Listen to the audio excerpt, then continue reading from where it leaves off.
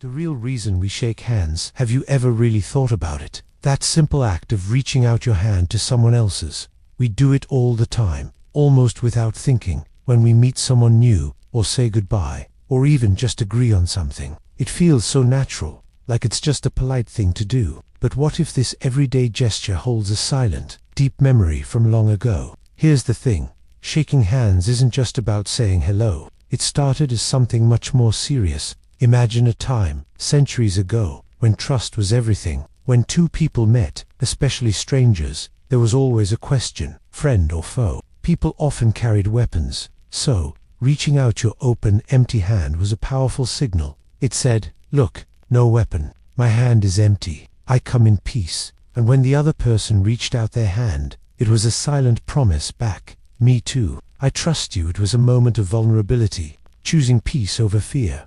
Think about it like this, when you're playing a team sport, and after the game, both sides shake hands. It's not just saying good game, it's also saying, we competed hard, but now the fight is over. We respect each other. That shared touch, even for a second, cuts through tension. It's like a tiny bridge built between two people, even if they were opponents. So, the next time you shake a hand, remember it's more than just a greeting. It's a whisper from history, an echo of peace and trust. It's about reaching across a space, literally and emotionally, to say, I see you, I offer you peace. That brief connection can remind us how much we need each other, how much we seek understanding. It's a quiet strength, passed down through the ages, reminding us that peace often begins with a simple, open hand. Ancient Romans 8, this gross thing. Have you ever thought about how strange our everyday foods might seem to someone from a different time? We all have foods we love, and others that make us cringe. But imagine if what was normal for an entire civilization would make you want to plug your nose and run the other way. Because here's the thing, ancient Romans ate something pretty gross, and they put it on almost everything. It was called garum, and what was it? Picture this, small fish, often whole, mixed with salt. Then, those fish and salt were left out in the sun, in large open vats, to ferment. For weeks, sometimes months, the fish would break down, their guts and flesh turning into a liquid under the heat. The smell, history tells us, was intense, to say the least. It was a powerful, stinky, fishy sauce, often reddish-brown or amber in color. So, why did they eat it? Garum wasn't just a weird snack, it was like their version of ketchup or soy sauce. They used it to add a salty, umami flavor to dishes, to mask the taste of food that wasn't perfectly fresh, and even as medicine. It was cheap to make in huge amounts and lasted a long time, which was super important before refrigerators existed. This sauce was a staple, showing up in rich banquets and simple meals alike. It was just a part of their world, a taste they grew up with. Don't think about how much you love something like a strong cheese, or perhaps pickled foods, or even a very spicy sauce. To someone who's never tried it, that might seem weird, even a little off-putting at first. But for you, it's a comfort, a flavor you understand and enjoy. Garum was like that for the Romans. Their taste buds were simply tuned to something very different from ours, and that's why it matters. This tiny, smelly detail about their diet reminds us how much our own experiences shape what we find normal or disgusting. It makes you wonder, what foods do we eat today, totally without thinking, that people 2,000 years from now might find utterly bizarre or even gross? Our tastes, our culture, even our very sense of smell, are all just threads in a much larger story of human history, constantly changing and evolving. It's a quiet reminder that the world is always a lot bigger and stranger than we often imagine. Pirates weren't all one-eyed guys. When you picture a pirate, what do you see? Probably a tough guy with an eye patch, maybe a peg leg, a parrot on his shoulder, right? That image is everywhere, in movies and books. But here's the thing, most real pirates didn't look like that at all. The truth is much more complicated, and honestly, a little heartbreaking. Many pirates weren't just greedy villains. They were often desperate people, trying to survive in a really harsh world. Think about it. Sailors on merchant ships were treated terribly. They worked long hours, got little pay, were often whipped, and lived in awful conditions. For many, becoming a pirate wasn't about getting rich. It was about escaping a life of misery. It was about choosing a dangerous freedom over certain oppression. Some were even escaped slaves, finding a strange equality on pirate ships, where crews often voted on decisions and shared loot. It wasn't perfect, but often better than the life they'd left. It's like when you hear a rumor about someone at school. Maybe someone tells you a person is mean or scary, but you've never actually talked to them. You might believe the rumor and avoid them. But what if that person is actually super shy or struggling with something no one knows about? Their story is much bigger than just that one quick judgment. It's the same with pirates. We've been taught one simple story, one simple image, but there were so many individual human stories underneath. So, the next time you see that classic pirate image, pause for a moment. Think about the hidden stories, the real people who made those choices, and the harsh world that pushed them there. It reminds us that history, like people, is rarely as simple as it first appears. Understanding that can help us see the world, and each other, with a little more kindness and depth. The first alarm clock was super weird. Have you ever thought about how you wake up each morning? Most of us grab our phones, hit snooze, or just let a digital sound pull us from sleep. But what about long ago, before any of that? Before electricity, before even spring-loaded clocks? How did people make sure they didn't sleep through something important? Here's the thing. Humans have always needed to manage their time, to be somewhere at a certain moment. And for centuries, this need led to some truly strange inventions. Imagine, around 400 BC, in ancient Greece, a famous thinker named Plato wanted to wake up for his early morning lectures. So, he designed an alarm clock, but it wasn't anything like ours. This was a water clock. Picture a series of clay pots, one slowly dripping water into another all night long. As the last pot filled up, it had a clever design that would force air through a pipe, creating a loud, piercing whistle or horn sound. This ancient device, powered by nothing but gravity and water, would blast a warning signal right when the sun was about to rise. It's easy to feel the weight of needing to be somewhere important, like a big test or an early sports practice. You set multiple alarms, right? You want to make absolutely sure you don't miss it. That same deep feeling, that human desire for control over time, existed even back then. Plato's water alarm was a simple, yet ingenious answer to that universal problem. It reminds us that our wish for structure, for a dependable start to each day, connects us across thousands of years. We all seek a little signal, a quiet promise that the new day has arrived, and we are ready to meet it. Did you know libraries used to be chains? Have you ever walked into a library, maybe picked up a book, and thought about its journey? It might surprise you, but once upon a time, books in libraries were actually chained to the shelves, not as a decoration, but to keep them safe. Imagine that, a book so precious, it needed to be physically tethered down.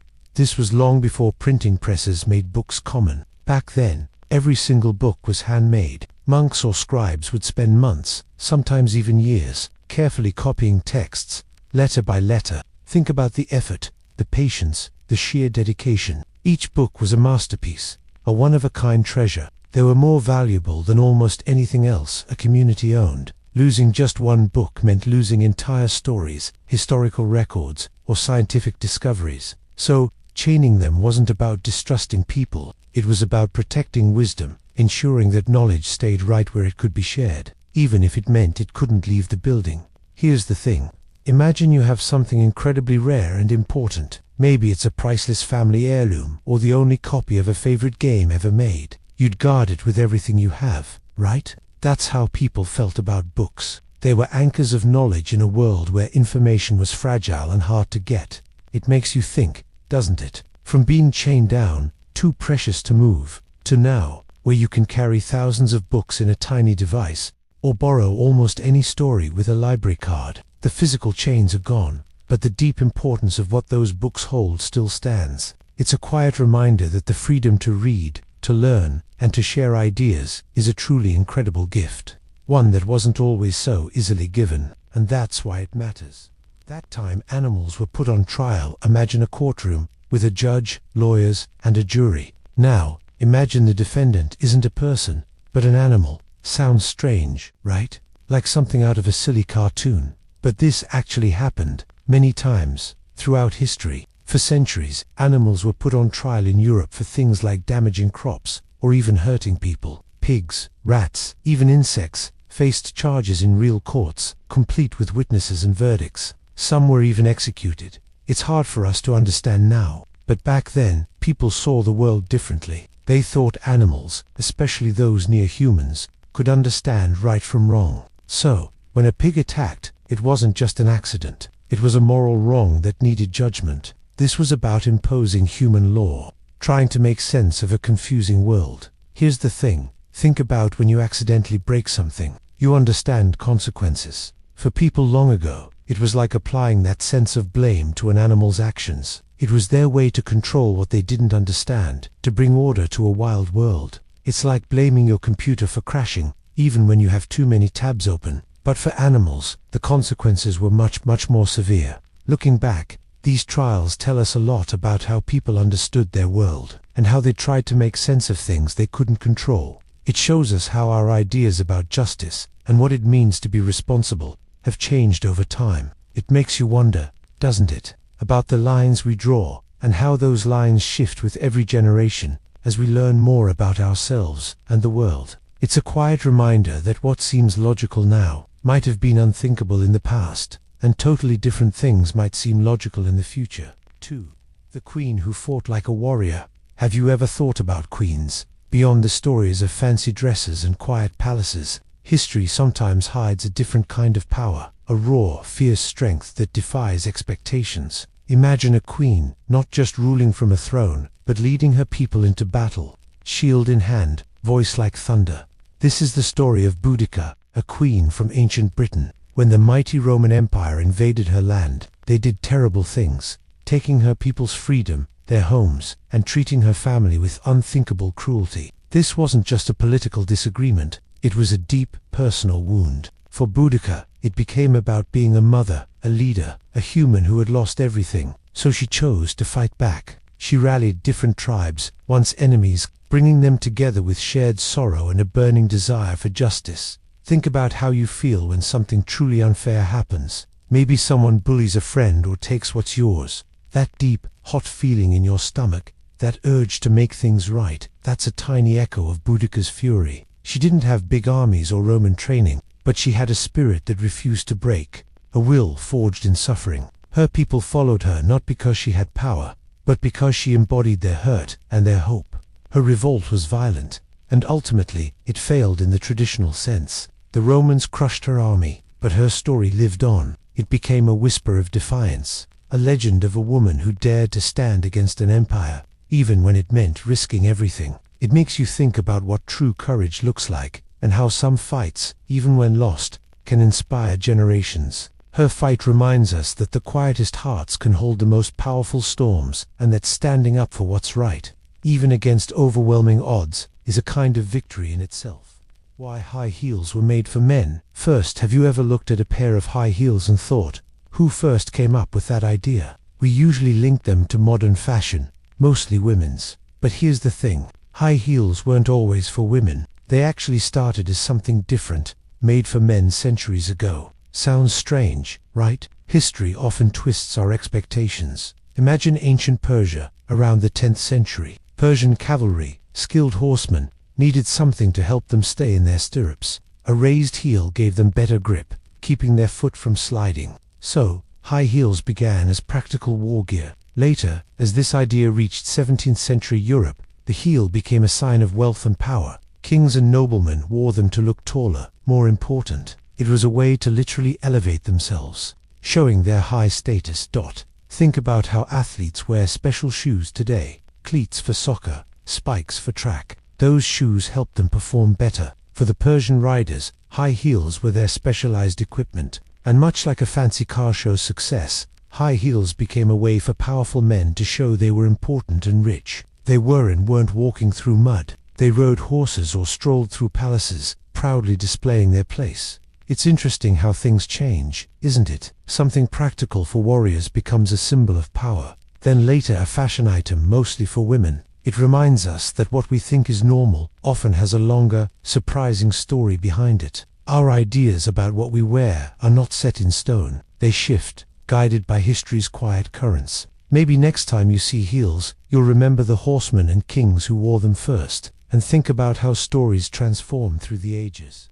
The city built under a city. Seriously, have you ever stopped to think about what lies beneath your own town? Not just pipes or subway lines, but something much older, much deeper. Imagine a whole city, a place where people lived, loved, and worked, hidden completely underground. Seriously, a city asterisk under asterisk a city. This isn't some movie plot, it's a real part of history. In places like Turkey, ancient people built massive underground cities. We're talking about homes, churches, storage rooms, even stables for animals, all carved out of rock, sometimes going 8 or more stories deep. Think about it. Entire communities living out their lives in the quiet darkness, far from the sun. Why would anyone do this? Well, here's the thing. Life back then was often scary. Invaders were a constant threat, and sometimes the only way to protect your family and your way of life was to literally disappear from the surface. So, they built these hidden worlds,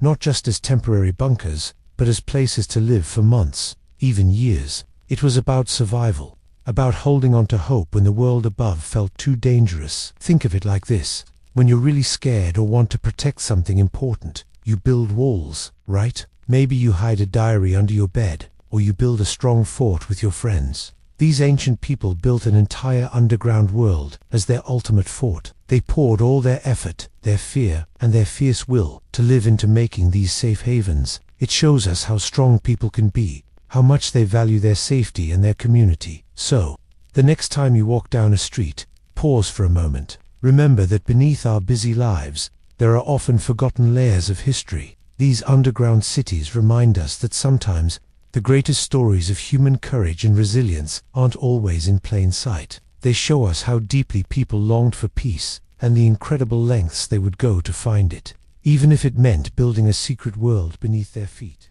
One president had a pet alligator can. You imagine bringing a wild animal into your home, not a fuzzy dog, but something truly unexpected, like an alligator. It seems straight out of a strange movie, right? But here's the thing.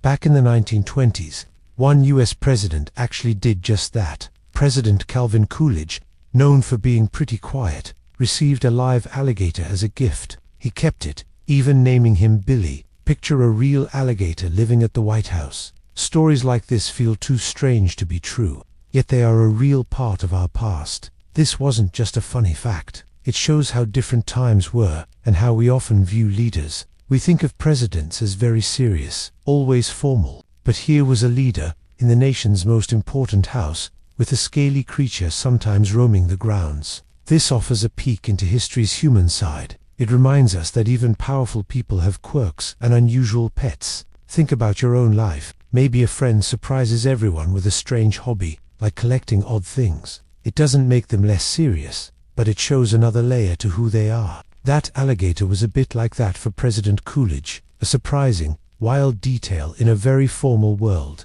It makes you wonder, doesn't it, about the stories we don't always hear, the small, odd details that fill in the picture of a person or a time. History isn't just big events, it's also these wonderfully strange moments. They remind us people are always more complex, more interesting than history books show. Even in important places, there's room for unexpected wildness, something that makes you smile and think about the past. Forget what you know about ninja outfits. Have you ever pictured a ninja in an all-black suit, moving silently? It's the image we know from movies and cartoons. It's how we picture them. But here's the thing. Most of what you imagine about their outfits is actually wrong. And this detail teaches us about hiding and true strength. The truth is, those famous all-black ninja suits were mostly for the stage. They were a visual trick in kabuki theater, for showing a shadow character. In real life, if a ninja wore pure black at night, especially with moonlight, they would actually stand out. A dark shape against less dark is easy to spot. A clear silhouette. Real ninjas, spies of ancient Japan, never wanted to stand out. Their main goal was to blend in completely. They wore ordinary clothes, like a farmer, merchant, or priest. At night, for stealth, they wore dark blues, grays, or browns. These colors helped them disappear into shadows, making them unseen. They didn't try to look mysterious. They tried to be unseen. This is like how animals use camouflage. A deer's fur is brown, matching the forest. If a deer wore a bright jacket, it wouldn't last long. The point isn't to draw attention, but to blend in. Their power was in cleverness, in knowing how to adapt. So, this makes you think. Sometimes, being effective isn't about making a big show. It's not about the flashiest look or loudest voice. Instead, it's about being smart, understanding your environment, and moving quietly. True strength lies in being subtle, in blending so completely no one knows you were there. It's a quiet power, not needing to be seen to be real. Before refrigerators, people stored food like this. Have you ever thought about what life was like before refrigerators? We just open a door, and our food stays fresh for days, sometimes weeks. But for thousands of years, people didn't have that magic box. So, how did they keep food from going bad? How did they survive? It was a constant, daily battle against time and nature. Food spoilage wasn't just an inconvenience, it meant hunger, illness, even death. People became masters of observation, learning to work with nature, not against it. They used simple, clever tricks to slow down the tiny microbes that make food rot. Don't think about salt. Long ago, it was like gold. People would pack meat and fish in layers of salt, drawing out the moisture. No water, no fast-growing bacteria. Or they would hang food to dry in the sun and wind, like fruits and jerky. Drying food completely made it last through long winters. Smoking food over fires did two things. It dried it, and the smoke added chemicals that killed germs. Pickling, using vinegar or fermented liquids, created an acidic bath where most spoilage germs couldn't live. These methods weren't just about preserving, they were about survival, about planning for tomorrow and the next season. Imagine this, you've just harvested apples or caught a big fish. You can't just leave it on the counter. If you did, in a day or two, it would be a messy, smelly disaster. So, you'd spend hours, maybe even days, salting, drying, or smoking that food. It was hard work, a part of daily life. It tied communities together. People would share knowledge, work together during harvest time, knowing their lives depended on it. So, when you open your fridge door today, maybe pause for a moment. Remember the incredible effort, the deep wisdom, and the sheer grit of those who came before us. They understood something vital, that connection to our food, to the earth's rhythms, and to the constant human struggle to thrive. It wasn't just about keeping food cold. It was about honoring every harvest, every catch, and every bite.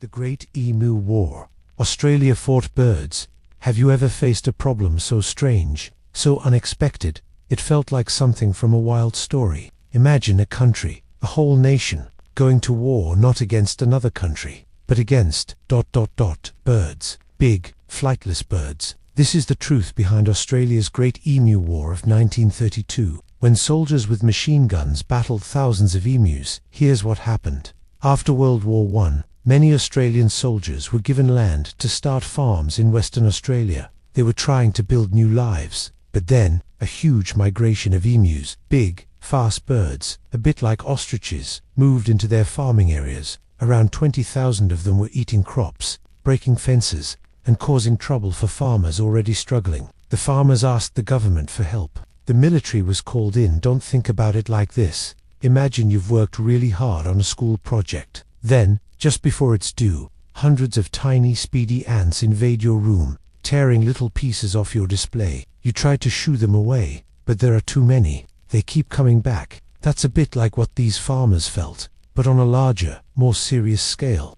With their livelihoods at stake, the soldiers tried their best. They had modern weapons, but emus are surprisingly smart and quick. They scattered, ran in unpredictable ways, and were hard to hit. In the end, the emus largely won. The military campaign was eventually called off. So here's the thing. This story isn't just funny. It shows us that sometimes, even with human strength and technology, nature has its own plans. It teaches us humility. There are forces in the world we can't always control. It's a reminder that even big problems can come in unexpected, feathery packages. Learning to live with nature, not just conquer it, can be the real challenge. Why we have birthday cakes. It's not what you think. Think about the last birthday cake you saw. That sweet smell, the candles glowing, everyone singing. It feels like such a simple, joyful thing, right? A symbol of getting older, of wishes coming true. But here's the thing. Those cakes and candles, they weren't always just about fun parties. Go way, way back in time, to ancient Greece and Rome. People then lived in a world filled with mystery and danger. They believed that on your birthday, you were especially open, almost vulnerable, to spirits, good and bad. It was a day when the veil between worlds felt thinner. So, what did they do? They made offerings. Round cakes, like the moon, were offered to goddesses, hoping for protection. The lit candles, they weren't just pretty, they were meant to scare away bad spirits, to light a path for good ones, and to carry wishes up to the heavens. It was a serious ritual, a way to keep someone safe for another year, to bring them good fortune.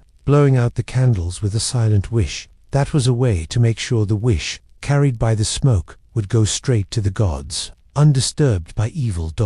Think about it like this. Have you ever felt a little nervous before a big test, or a game, and you carry a lucky charm or wear a specific shirt? You know it probably won't really change the outcome, but it makes you feel better, safer, like you've done everything you can to bring good luck. Our ancestors felt that even more deeply. They were trying to tip the scales in their favor in a world they didn't fully understand. So, when we gather around a birthday cake today, singing and laughing, we're not just celebrating. We're carrying on an echo of something much older, a deep human need for hope, for protection, and for wishing well upon those we care about. It's a reminder that even in our modern world, we still hold on to these quiet rituals, hoping for a bright, safe future for ourselves and for each other. It's a quiet, sweet promise, passed down through time.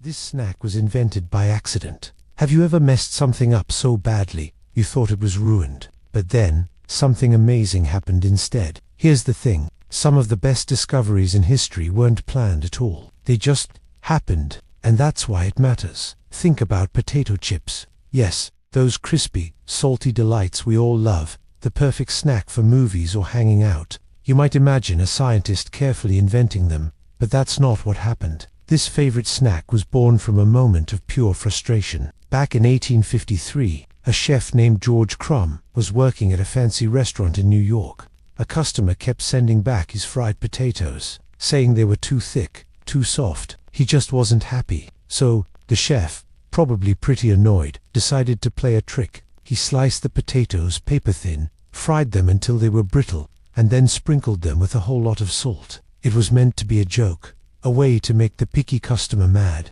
But here's what happened. The customer loved them. He couldn't get enough, and just like that, Saratoga chips were born, created by accident, a direct result of someone being really fussy. It's a bit like when you're working on a project for school. Maybe you're drawing something, and you make a weird smudge, or you accidentally use the wrong color, and for a second, you think it's all wrong. The whole thing is messed up. But then, you step back, you look at it differently, and that mistake suddenly becomes a cool new texture, a unique shadow, or a different style you never planned. It changes the picture, but in a surprisingly good way.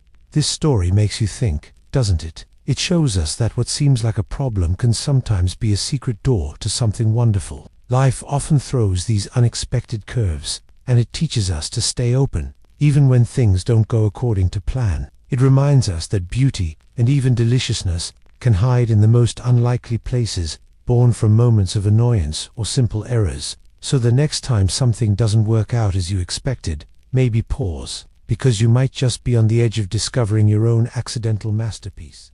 The color purple was once super rare ever. Think about the color purple. It's everywhere now. Your hoodie, a marker, a cartoon. But for thousands of years, purple wasn't just a color. It was almost a myth. So rare only kings and emperors could wear it. Imagine true purple from tiny sea snails off ancient Tyre. Not one snail, or 100. It took thousands of these creatures, crushed and processed, to dye a single strip of cloth. Think about the effort, the smell, the time, the lives taken for one royal shade. It was like collecting sunlight in a jar, far more costly and complicated. This difficulty made purple unbelievably valuable. Wear purple, and everyone knew you were powerful. You weren't just rich, you were royalty. In some places, it was law. Only the emperor wore pure purple robes. This showed who was in charge, who held power. It set people apart. Think about something super rare today, like a unique art piece. Imagine if that item didn't just show money, but also meant you were the absolute ruler, someone everyone bowed down to. That's what purple did. It screamed wealth and authority. So, next time you see purple, just pause. That common color you barely notice once held the weight of empires. It tells a quiet story about power, scarcity, and how things change. It makes you wonder what we have now that future generations will find strange or valuable. It's a reminder that even simple colors carry deep histories we often forget. Roman soldiers got paid in soltiver. Wonder what salary really means. It's a word we use all the time, but its roots stretch back to a time when life was very different. Imagine for a moment you're a Roman soldier, far from home, defending the vast empire. You've put your life on the line, and at the end of the month, your payment isn't in gold or silver coins, at least not entirely. It's often in salt. Yes, that simple white stuff we sprinkle on our fries. Back then, salt wasn't just a seasoning, it was a lifeline. Before refrigerators and freezers, salt was the best way to keep food from spoiling. It preserved meat and fish, especially important for an army always on the move, needing to feed thousands of hungry mouths. Without salt, food would go bad, soldiers would get sick, and the army couldn't fight. So, a soldier's salarium, which is where our word salary comes from, was literally their allowance for buying salt. It was so precious, so vital for survival, that it became a form of payment itself. Think about something you need every single day that you might not even think about, like clean, fresh water or a working internet connection. If those things suddenly became incredibly rare and hard to get, imagine if part of your payment for a job was a guaranteed supply of them. That's how essential salt was. It wasn't about fancy things. It was about basic existence, about keeping healthy and strong enough to live another day. The value wasn't in its shine, but in its absolute necessity. It makes you think about what we truly value today. We often chase after money, status, or new gadgets. But this ancient fact reminds us that sometimes the most important things in life aren't flashy or expensive. They are the quiet, often overlooked essentials that keep us going, that allow us to simply exist and thrive. Maybe true richness lies in having what truly nourishes us, in ways both seen and unseen. Your ancestors drank beer instead of water. Have you ever stopped to really think about something as simple as drinking water? Today, we just turn on a tap. Right, clean, fresh water is almost always there. But for most of human history, for the people who came before us, that wasn't the way it worked. Here's a surprising fact. For thousands of years, what your ancestors drank most days wasn't plain water. It was often beer. Now, don't picture the strong, alcoholic drinks we think of today. This was a weaker, fermented drink, more like a thin, cloudy soup made from grains. And the main reason they drank it was safer. Imagine a world without modern plumbing or our understanding of germs. Water from rivers, wells, and even rain barrels was often full of invisible dangers. Tiny bacteria and parasites could make people terribly sick, giving them stomach aches, fevers, or worse. They didn't have microscopes to see these germs, but they definitely knew that if you drank water from certain places, you got ill. But here's the clever part. When you brewed grains into beer, the process involved boiling the water. That boiling step killed many of those harmful things,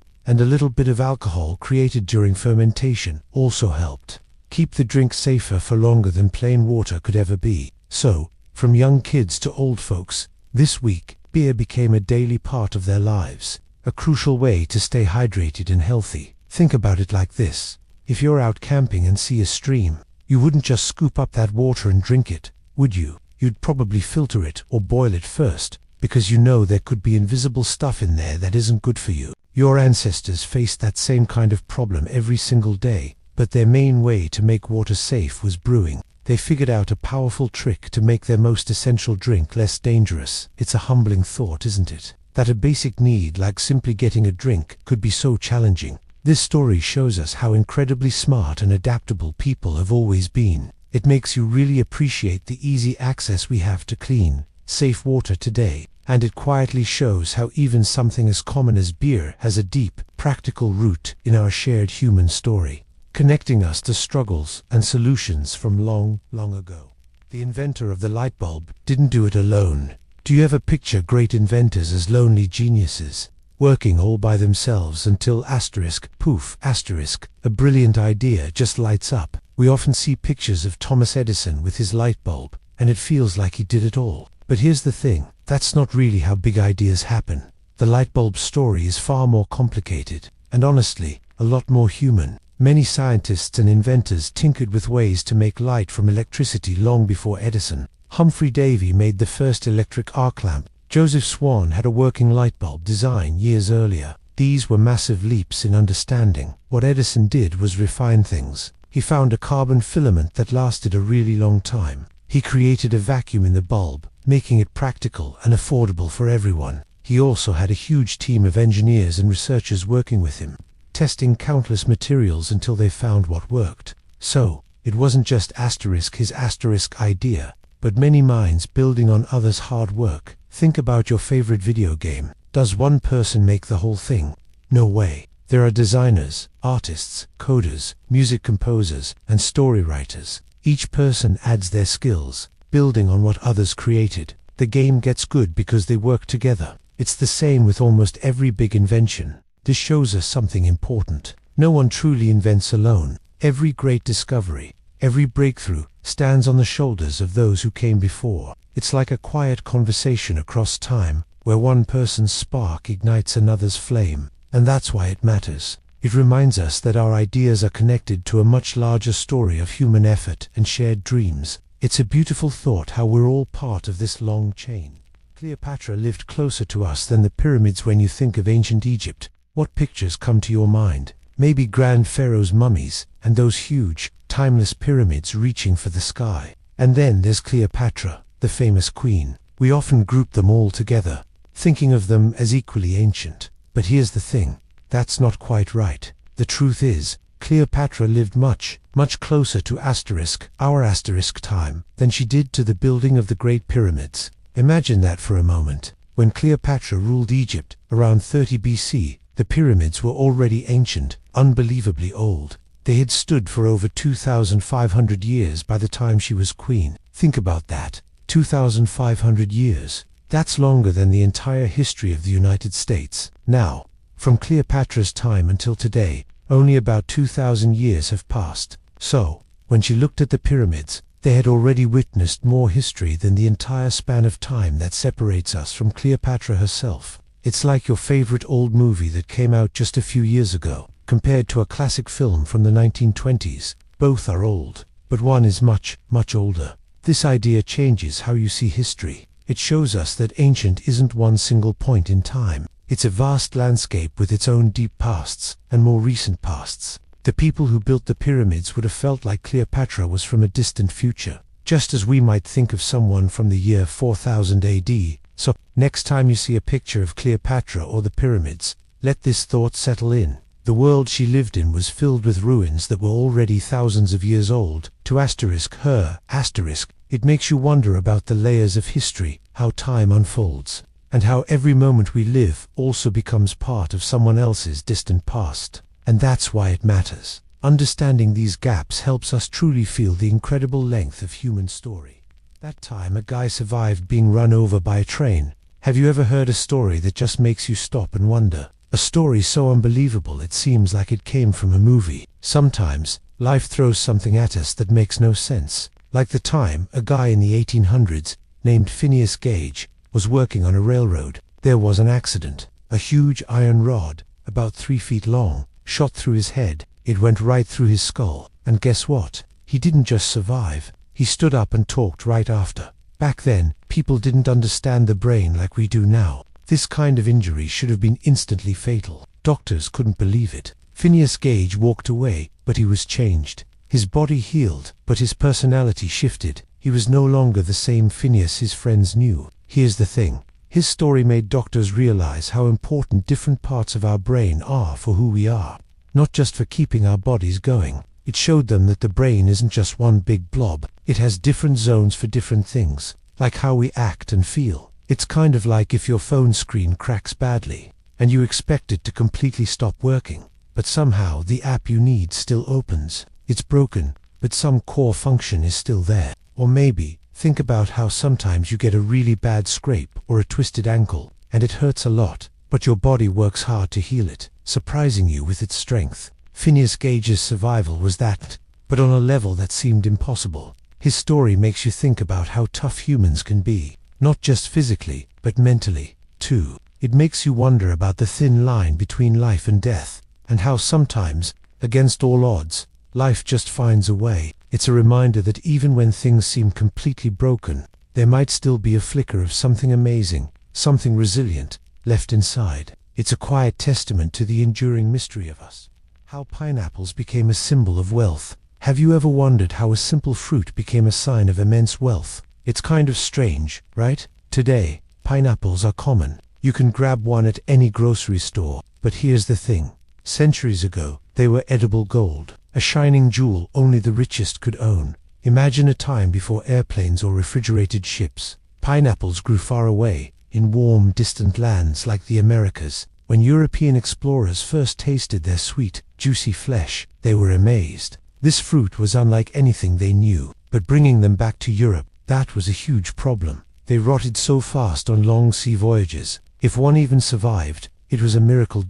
So, growing them in Europe became the ultimate challenge. People tried in specially heated greenhouses, called pineries. This took incredible skill, lots of money, and constant care. It was super hard. Because of this difficulty, a single ripe pineapple could cost as much as a fancy carriage or a small house. Think about that. Owning one was like showing everyone you had so much money. You could literally afford to throw it away on a fruit that took months to grow and might spoil in days. It's a bit like a super rare, limited edition item today, maybe a sneaker that only 100 people in the world own. The less available it is, and the harder it is to get, the more people want it, and the more it becomes a sign of who you are, or at least, how much money you have. This wasn't just about taste. It was about what it represented. And so, this humble fruit taught us a surprising lesson. It showed us how much we value things that are scarce, that demand great effort, and that simply feel out of reach. It reminds us that sometimes, what makes something precious isn't just its usefulness, but the story of its journey, and the longing it inspires in us. The secret behind ancient Greek Olympics. We see the Olympics today, right? Gold medals, big crowds, amazing athletes. But have you ever stopped to wonder what the real secret was behind the ancient Greek Olympics? It wasn't just about being the fastest runner or strongest wrestler. Not really. For the ancient Greeks, these games were much more. They were a deeply sacred event, a way to honor their gods, especially Zeus. Imagine, for weeks before and during the games, all wars would stop. All conflicts between cities would pause. People would travel safely across lands, all heading to one special place, Olympia. This wasn't just a sports festival. It was a time of truce, a moment when humanity put down its weapons and picked up the challenge of peaceful competition. They called this the Ikacheria, the sacred truce. Think about that for a second. Even when cities fought constantly, they agreed to peace for the games. It's kind of like when you and your friends might disagree on something silly,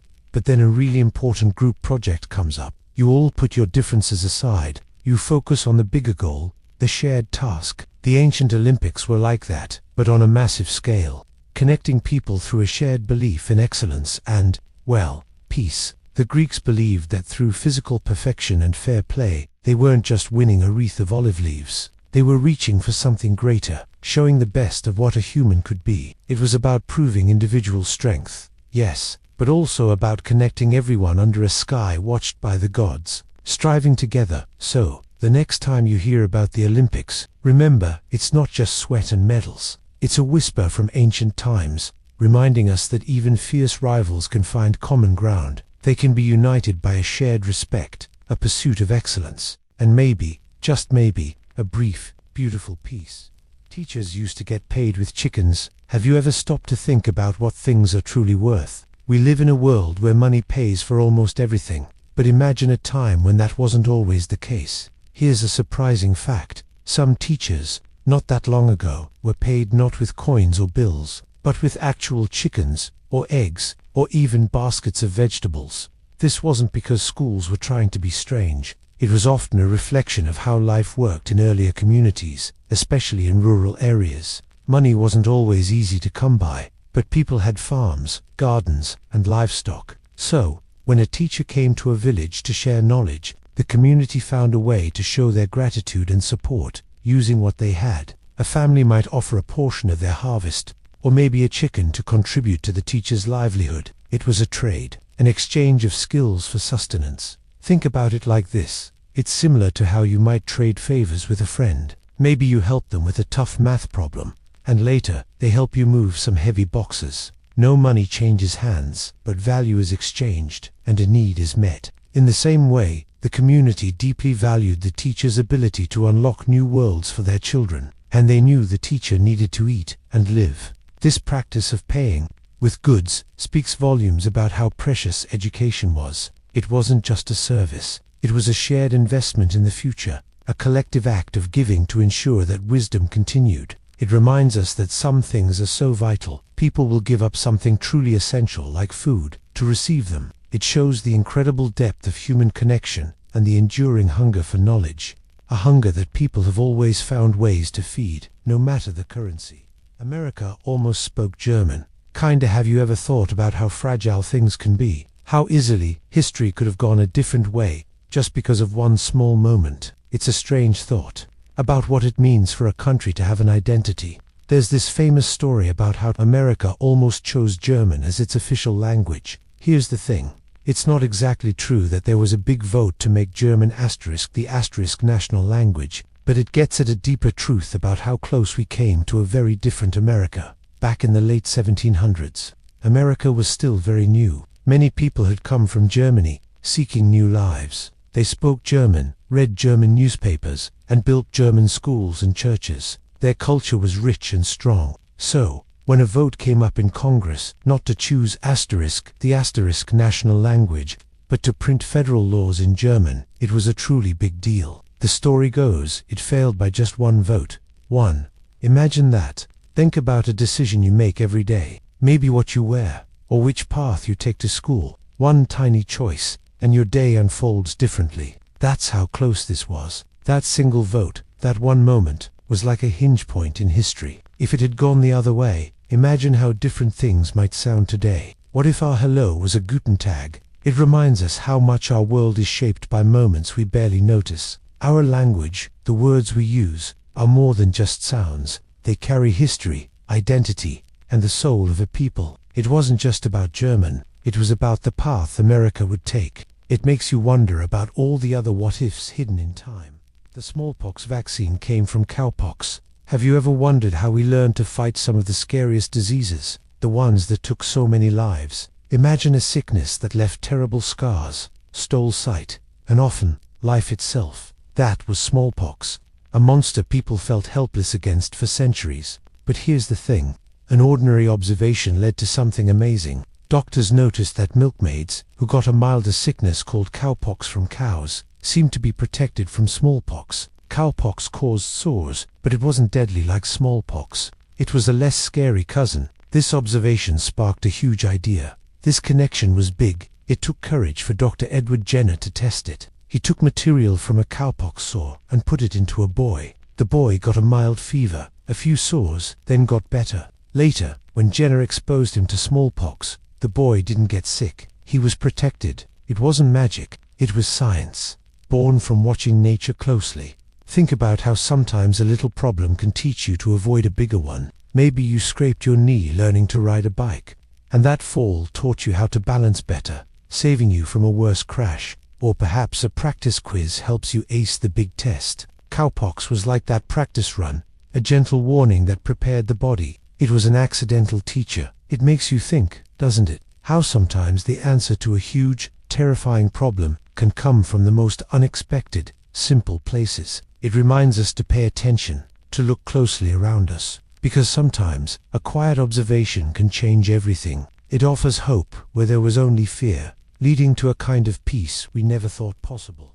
Why we say break a leg? Have you ever stopped to think about some of the strange things we say? Like, why do we tell someone to break a leg when we actually mean, good luck? It sounds a bit confusing, even a little mean, doesn't it? But this phrase carries a lot more history and hidden meaning. It's a whispered wish, born from a time when people believed that wishing someone good luck directly might actually bring them bad luck. Imagine thinking that saying the good thing out loud would invite mischievous spirits to mess things up. So, instead, people would say the exact opposite, hoping to trick those spirits into leaving the person alone. This idea really took root in the world of theater. Actors, facing bright lights and a sea of faces, are incredibly vulnerable. For them, breaking a leg wasn't about injury. It had a few different theories. One thought was it meant crossing the leg line on stage, the imaginary boundary past the curtain. Stepping over it meant you were going on stage to perform. Another idea was even deeper. It meant bowing so many times after an amazing performance that your legs might feel like they could break from the effort. It was a wish for such overwhelming success that you'd be called back again and again for bows. Think about it like this. When you're really nervous before a big presentation in class, and your best friend bumps your shoulder, maybe they jokingly say, "Don't mess up." You know they don't actually want you to fail. They're just trying to cut through the tension, maybe make you laugh, and in their own weird way, wish you the very best. It's a kind of reverse magic, a way to chase away bad luck by daring it to happen. So, when we say break a leg today, we're not hoping for accidents. We're carrying on an old tradition. It's a quirky, emotional way of saying, I see how hard you've worked. I know how much this means. Go out there and be brilliant. I'm with you, even if my words sound a little strange. It's a deep acknowledgement of the fear and the hope that comes with any big moment, wrapped up in a phrase, connecting us to performers from centuries past. It reminds us that sometimes the most profound support comes dressed in unexpected words. The world's shortest war lasted less than an hour. Can you even imagine a war that was over before you finished a single episode of your favorite show? A real war, with naval ships and roaring cannons, but finished almost as soon as it began. It sounds impossible, like something from a fantasy story, but this actually happened. Here's what I found. In 1896, on a tiny, beautiful island off the coast of East Africa called Zanzibar, history recorded the world's shortest war. This incredibly brief conflict is known as the Anglo-Zanzibar War. The story starts when a new sultan took control of Zanzibar, but without getting approval from the British Empire. Back then, Britain had a lot of power around the world, and they felt their authority was ignored. So, they sent a message, an ultimatum, telling the new sultan to step down by 9 a.m. the next day. The sultan refused, perhaps not understanding the full weight of Britain's threat. On August 27, 1896, exactly at 9 a.m., British warships in Zanzibar's harbour opened fire. The palace of the Sultan, a wooden building, was hit again and again. Cannons roared and shells exploded. But by 9:38 a.m., less than 40 minutes later, the fighting stopped. The Sultan's flag was pulled down, his palace was severely damaged, and his only ship was sunk. Hundreds of Zanzibaris were killed or wounded in that tiny window of time, while Britain lost just one sailor, slightly injured. It was a swift, devastating display of imperial power. Think about a moment when you felt really angry or frustrated, like when you're arguing with a sibling or a friend. Maybe it explodes into a big shouting match, and for those few minutes, it feels like the whole world is ending. But then, just as quickly, it's over. Maybe someone walks away, or a parent steps in. Even though the actual argument was short, the feelings it left behind, the hurt, the tension, the awkwardness, those can linger for much longer. This short war was like that, but with far greater, heartbreaking consequences. A quick burst of violence, but its impact, the sudden loss of life, the deep shift in power for Zanzibar, those things echoed through generations. It's a powerful reminder that even the shortest moments of conflict, the quickest clashes between people or nations, carry an immense, heavy weight. They can shatter lives, redefine futures, and leave lasting scars that don't simply vanish when the guns fall silent. The path of peace, though often complex and slow, always holds more value than the fleeting, destructive rush of war. People used to mail kids, literally ***, people used to mail kids, literally ***. Have you ever looked at a package delivered to your door and wondered what the weirdest thing someone ever sent was? What if I told you that for a short time, people actually mailed their kids? It sounds like a made-up story, doesn't it? But it's true. In the early 1900s, in America, parents literally sent their children through the postal service. We're talking about small kids, usually under 50 pounds. They'd have stamps on their clothes or a small box. A mail carrier would deliver them to their destination. Imagine a letter carrier showing up with your cousin instead of a postcard. This wasn't because parents didn't care. It was a different time, with different rules. When parcel post started in 1913, no law said you couldn't mail a child. For many families, it was much cheaper than a train ticket. This shows a deep trust in the postal service, a trust unimaginable now. People believed the mail carrier, often a familiar face, would keep their child safe. This was a world where community ties were strong, but child protections, as we know them, were not yet in place. Think about how carefully you choose who watches your younger sibling. Now, imagine putting that precious person into the hands of a delivery system. It's like asking a driver to bring your most treasured family heirloom, not just a package. Our modern minds can't quite grasp that level of casual trust with a human life. This strange fact makes us pause. It shows a world so different from our own, where ideas about safety and childhood were shaped by other values. It highlights how much our understanding of what children need has grown. This story is a quiet reminder of how far we've come, and how precious childhood has become. It makes you appreciate the care and laws that now exist, ensuring children are never just parcels. The Eiffel Tower was almost taken down. Have you ever looked at something famous, something everyone knows, and just assumed it would always be there? Like the pyramids, or the Statue of Liberty. It's hard to imagine the world without them. But sometimes, even the most iconic landmarks almost vanish. That's the story of the Eiffel Tower, the shining symbol of Paris. Here's the thing. This Iron Lady, lighting up the night sky, was never meant to be permanent. It was built for the 1889 World's Fair, a grand event to show off France's amazing engineering. The plan was for it to stand for only 20 years. Imagine a huge, temporary art installation at a school fair, or an impressive stage set for a special concert. Everyone would marvel at it, celebrate it, and then, after 2 decades, it would be taken apart. Just gone. Can you feel that? The idea of something so grand, so much human effort, simply disappearing. It feels a little sad, doesn't it? Like a beloved childhood toy you grow out of, or a beautiful sandcastle washed away by the tide. People argued about it. Some thought it was ugly, a metal monstrosity. Others loved it, seeing it as a peek into the future. But the clock was ticking. So, why is it still there? It became incredibly useful for radio antennas. It turned into a crucial communication hub, especially for the military. Its height, once just for show, gave it a vital purpose. It was no longer just art. It was science. It was defense. And that saved it. It makes you wonder, doesn't it? How many amazing things almost slipped away because their first purpose ended. It reminds us that even solid things can be fragile, tied to a moment, a decision. Knowing this makes the quiet strength of the Eiffel Tower feel even deeper. It stands not just as a monument, but as a survivor, a gentle whisper that sometimes the most temporary creations become the most lasting. What we build, and why, can change everything.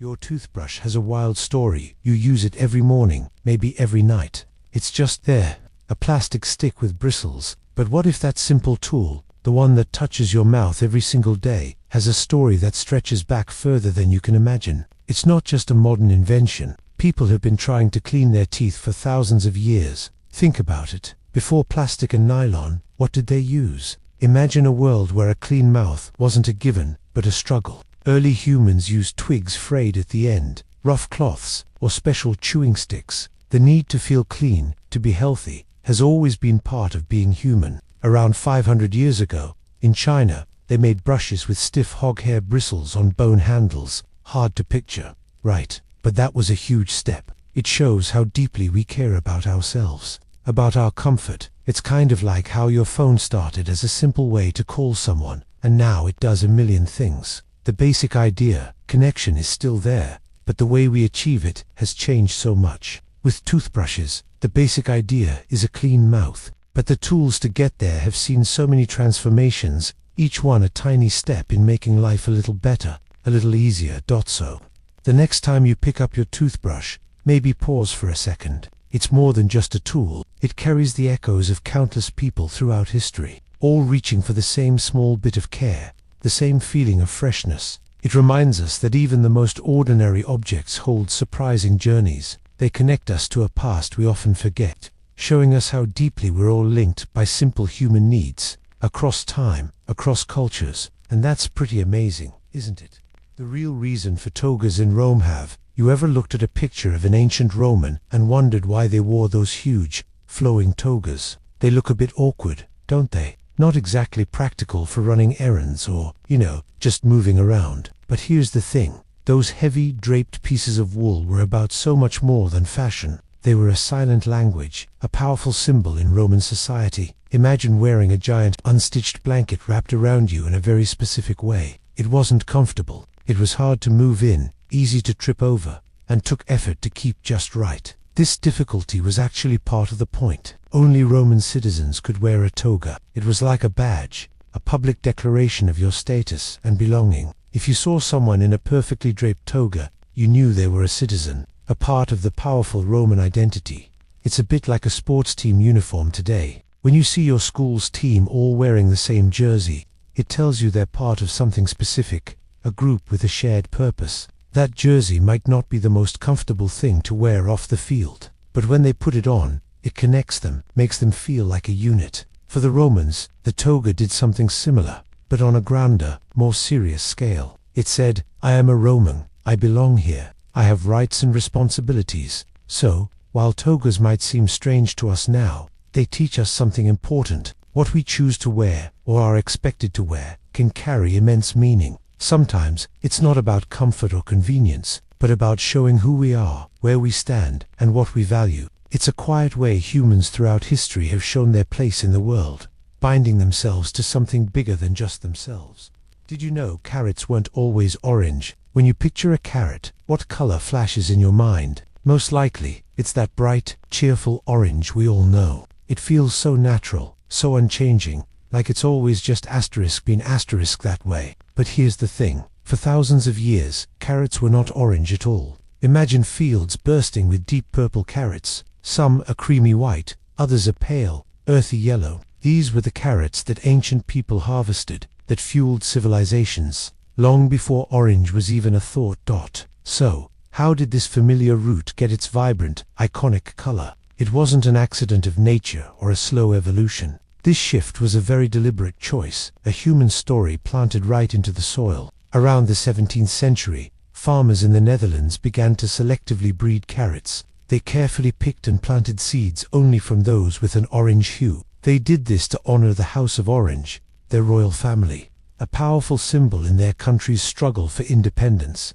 Think about that. A simple vegetable, transformed into a living, edible monument to national pride. It's a quiet declaration of loyalty, grown for all to see. It's a little like how your school's sports team might choose a uniform color. Maybe it's a specific shade that stands for your town's history, or the values of your community. It's not just a random pick. Someone made a decision, and that color now carries a deeper meaning, a silent message. The orange carrot is like that, a daily reminder, a small echo of a country's past, hiding in plain sight on your dinner plate. This fact makes you pause, doesn't it? It makes you wonder about all the other things we take for granted. What other everyday objects, what other familiar sights, hold incredible stories or hidden human intentions just beneath their surface? It's a gentle whisper that the world around us is often far richer and more interesting than we first assume. Even the crunch of a carrot can tell us a tale of history, of human choice, and of a spirit that dared to change the very color of a vegetable to make a statement. It's an invitation to look closer, to ask why, and to discover the secret history is tucked away in plain sight. The ice cream cone was an accident. Have you ever stopped to think about the everyday things we love, like an ice cream cone on a hot day? We just enjoy the crunch, the creamy treat, not really wondering how it came to be. But here's the thing. Some of the best ideas, the ones that become part of our lives, weren't planned at all. They just sort of happened. Imagine the year 1904, at the World's Fair in St. Louis. It was a huge event, packed with people. One vendor sold lots of ice cream, so much, he ran out of dishes. People waited, wanting their cold treat. He had a problem. Right next to him, another vendor sold thin, crispy waffles, sometimes called zalabia. His booth was quiet. In a moment of pure need, a simple idea sparked. The waffle vendor quickly rolled his warm waffles into a cone shape. The ice cream seller scooped his ice cream right into them, and just like that, the ice cream cone was born. It wasn't a planned invention from a lab. It was a quick fix, an improvisation born from running out of bowls. This story isn't just about dessert. It's about how unexpected moments can open doors. Think about when you're drawing, and you make a mistake, a line goes too far, or a color smudges. Sometimes, trying to fix it, you find an even cooler design. That oops moment becomes a starting point for something better, something new.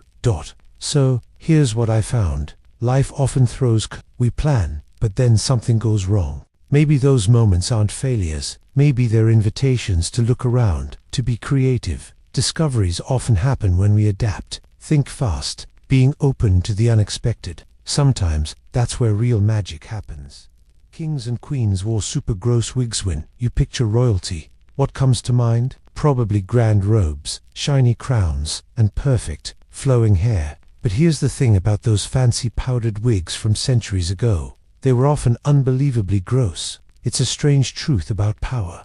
Imagine a wig made from human, goat, or even horsehair, worn for weeks, sometimes months, without washing. Back then, bathing wasn't common. Real hair underneath got sweaty and greasy. So, wigs, meant to hide problems, often became homes for lice. People used tiny tools to scratch their skin, and since you couldn't wash a wig, it would smell. To hide this, they'd cover it in strong perfumes and white powder. Think of that mix: old sweat, skin, bugs, and perfume, all on someone's head.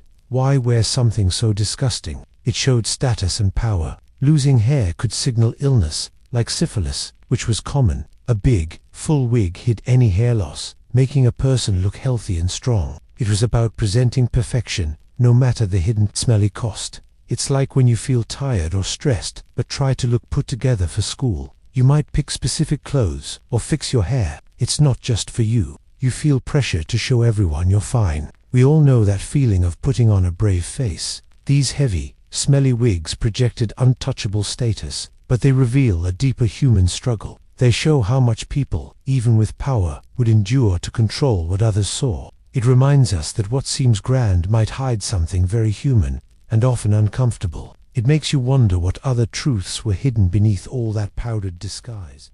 This ancient city had flushing toilets. Have you ever thought about what daily life was like thousands of years ago? We often picture dusty streets, people living in rough conditions, maybe not very clean, but often, the truth is surprising.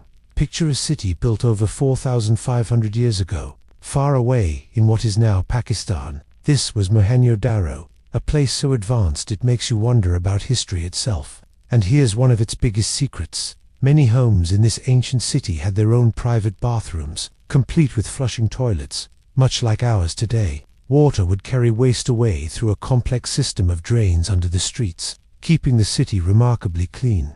This wasn't just a clever invention. It tells us something deep about the people who lived there. It shows they cared about hygiene, about comfort, and about their community's health. It means they valued order and public well-being in a way we often credit only to modern societies. This wasn't some random trick. It was a planned, citywide system. Think about your school or your home. What if the plumbing didn't work, or wasn't even there? How different would life feel? It would be messy, uncomfortable, and unhealthy. The people of Mohenjo-Daro understood this need for cleanliness, and they built it right into their daily lives. It makes you pause and consider. These ancient people, so long ago, shared some of the same basic desires we have, for comfort, for health, for a well-ordered life. Their smart ideas, their care for their environment, reach across thousands of years to connect with us. It reminds us that good ideas, and a desire for a better life, are not new. They are simply part of being human. And it makes you wonder what other incredible things from the past are still waiting for us to discover.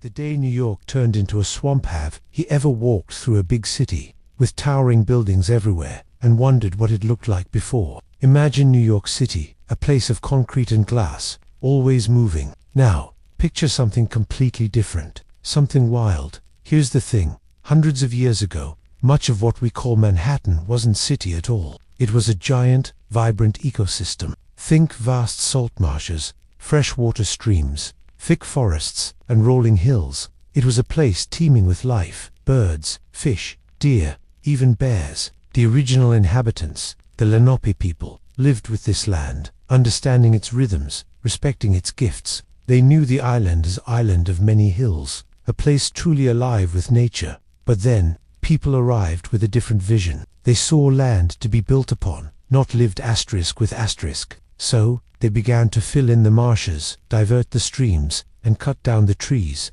They literally poured dirt and trash over wetlands, creating new ground to make space for streets and buildings. It's like when you have a beautiful, wild garden, full of different plants and creatures, and someone decides to cover it all with a giant concrete slab to build a parking lot. The garden is still there, just buried, its life smothered, and that's what happened to New York. The vibrant, breathing landscape was slowly, deliberately, covered up. We built our entire modern world on top of it. Sometimes, when you walk those city streets, you might even feel a dip or a rise that's a leftover echo of a buried stream or a forgotten hill. So, here's what I found. Every street, every building, holds the ghost of what was there before. It makes you think, doesn't it, about what we build and what we lose, and maybe, just maybe, it reminds us to look a little closer at the ground beneath our feet, and remember the silent stories it holds. The world is full of these hidden layers, waiting for us to notice.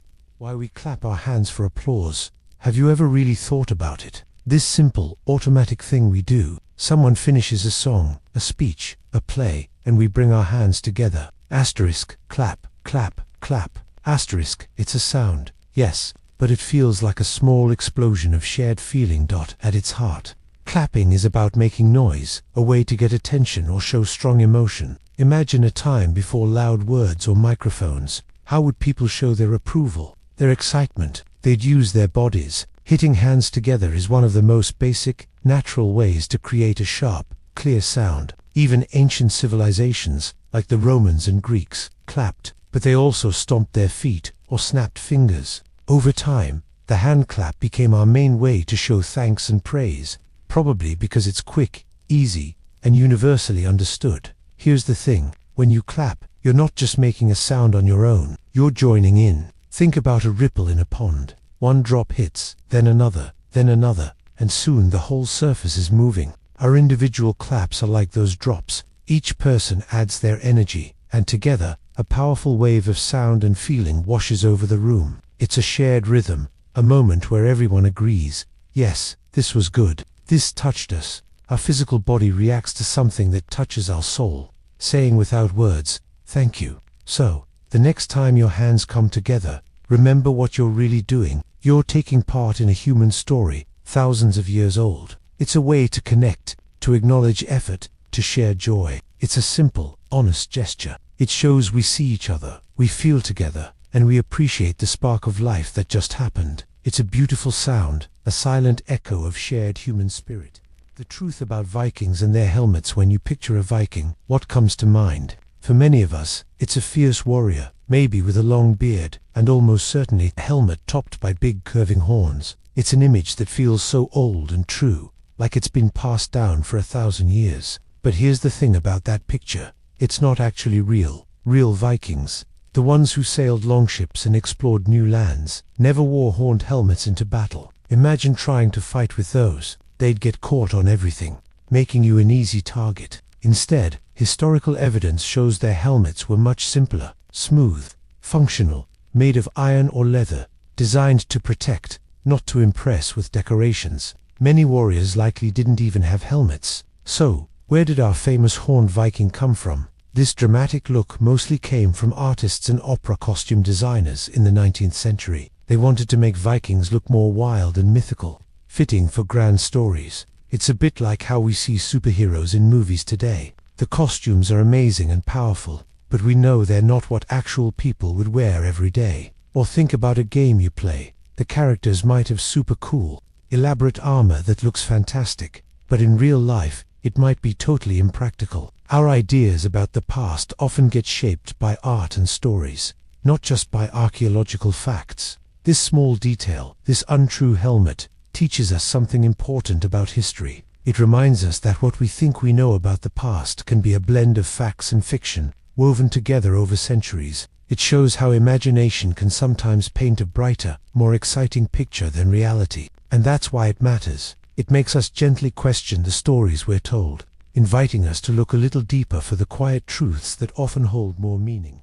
That time a bear ran for president. Have you ever felt so frustrated with things, like your voice just isn't heard? Imagine that feeling, but stretched across a whole town, in a time when big changes were making life really hard for everyday people. So, here's what happened. Back in the early 1900s, in the town of Ocala, Florida, people actually rallied behind a bear, named Boss, for president, not a person in a bear costume, but a real, actual bear. Now, this wasn't a serious political campaign, like what you see on TV today. But here's the thing. It was a huge, roaring protest. People felt like the usual politicians weren't listening to their worries about money, jobs, and how their lives were changing. They were tired of empty promises. So, to show how ridiculous they felt the whole situation was, they chose a bear. They figured, if a human politician wasn't going to care, maybe a bear would do just as good a job, or at least make everyone laugh while pointing out how broken things seemed. Think about it like this. Maybe you're in a school club, and you feel like the leaders aren't listening to the members. You might joke about letting your pet cat run the meetings, just to highlight how silly the current leadership feels. That's a bit like what happened with Boss the Bear. It was a way for people to express their deep disappointment, but with a surprising touch of humor and defiance. It makes you think, doesn't it? Sometimes, when words fail, or when traditional paths feel blocked, people find unexpected ways to make their deepest feelings known. This strange story shows how much people long to be understood, to have their everyday struggles acknowledged. And even in something as odd as a bear running for office, you can see a quiet, powerful message about hope and the human desire for true representation. It reminds us that every voice, no matter how unusual the messenger, carries weight and wants to be heard, truly and completely. What people used before toilet paper. Have you ever really thought about toilet paper? It's just there, always, a constant in our homes. But here's the thing, for most of human history, it didn't exist. Imagine living without it. What would you do? What did everyone else do? People weren't just dirty, they were incredibly resourceful. For ages, humans used whatever nature provided. The ancient Romans, for example, used a sponge on a stick, called a *tesorium*.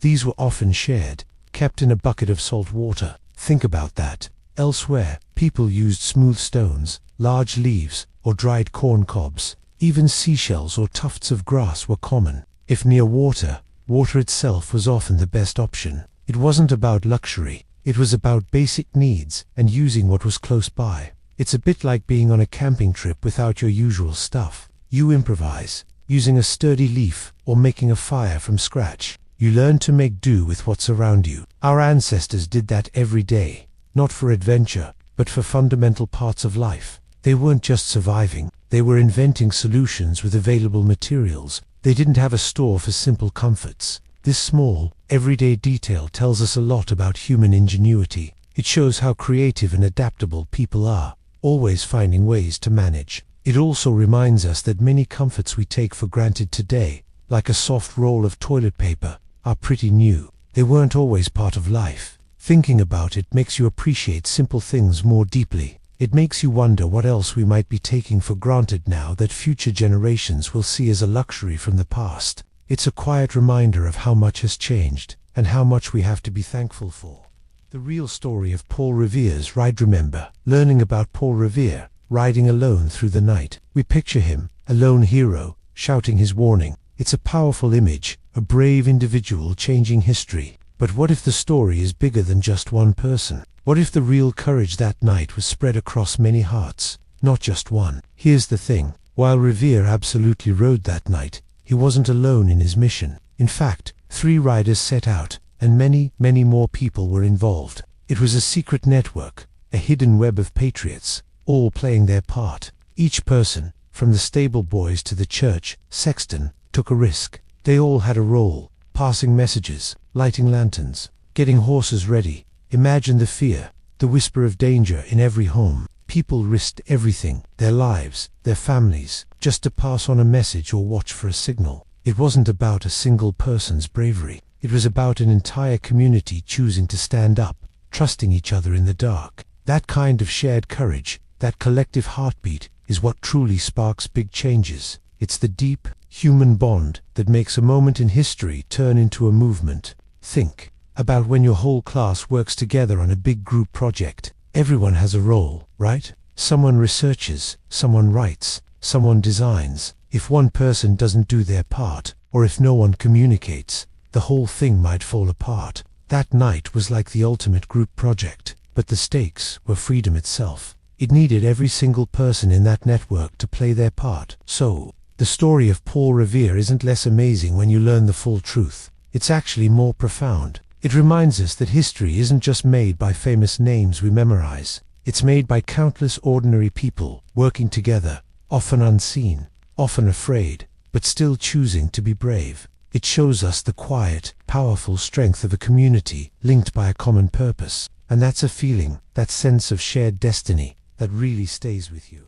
How chewing gum got its start. Have you ever unthinkingly unwrapped a stick of gum, popped it in your mouth, and just chewed?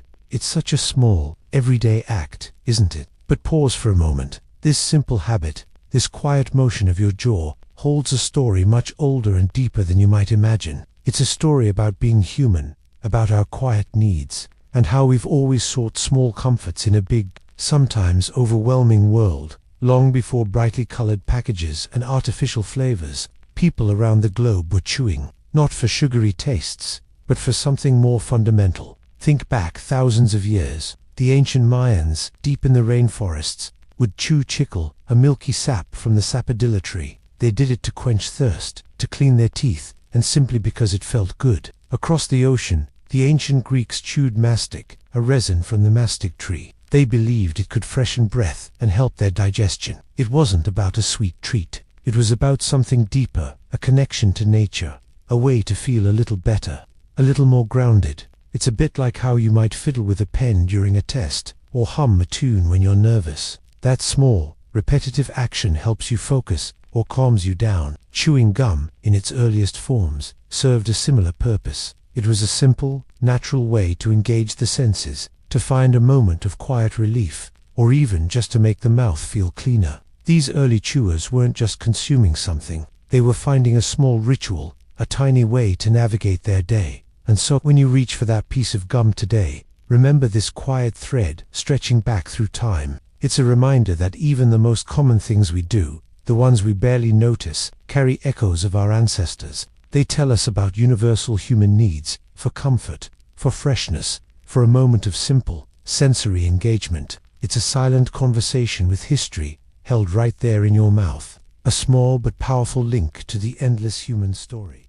The color pink was for boys. Have you ever stopped to think about why certain colors feel like they belong to certain people? We just sort of know, right? Like, pink is for girls, blue is for boys. It feels like it's always been that way, something set in stone. But what if I told you that wasn't true at all? What if, not so long ago, pink was actually a color often chosen for boys? It's a strange thought, isn't it? For much of history, especially in the early 20th century, people didn't see pink the way we do now. Back then, pink was considered a strong, decisive color. Think about it. Red is a powerful color, often linked to passion or bravery. Pink was just a lighter, softer version of red. So, it made sense to dress boys in pink, seeing it as a vibrant, energetic shade that hinted at their future strength. Blue, on the other hand, was sometimes seen as more delicate, even calming, and was often used for girls. This wasn't just a random choice. It was how people understood the world,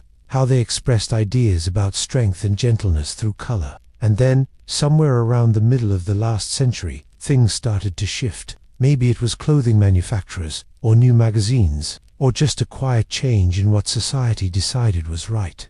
Suddenly, without much explanation, pink became feminine, and blue became masculine. Here's the thing about our beliefs. Many of the rules we live by, the things we just accept as true, are actually made up. They are like invisible lines drawn in the sand by society, changing with time and trends. Think about how we decide what a girl's toy is versus a boy's toy. A toy is just a toy, but we put labels on them. It's like how a word can mean one thing 100 years ago and something totally different today. The word didn't change, but how we use it did.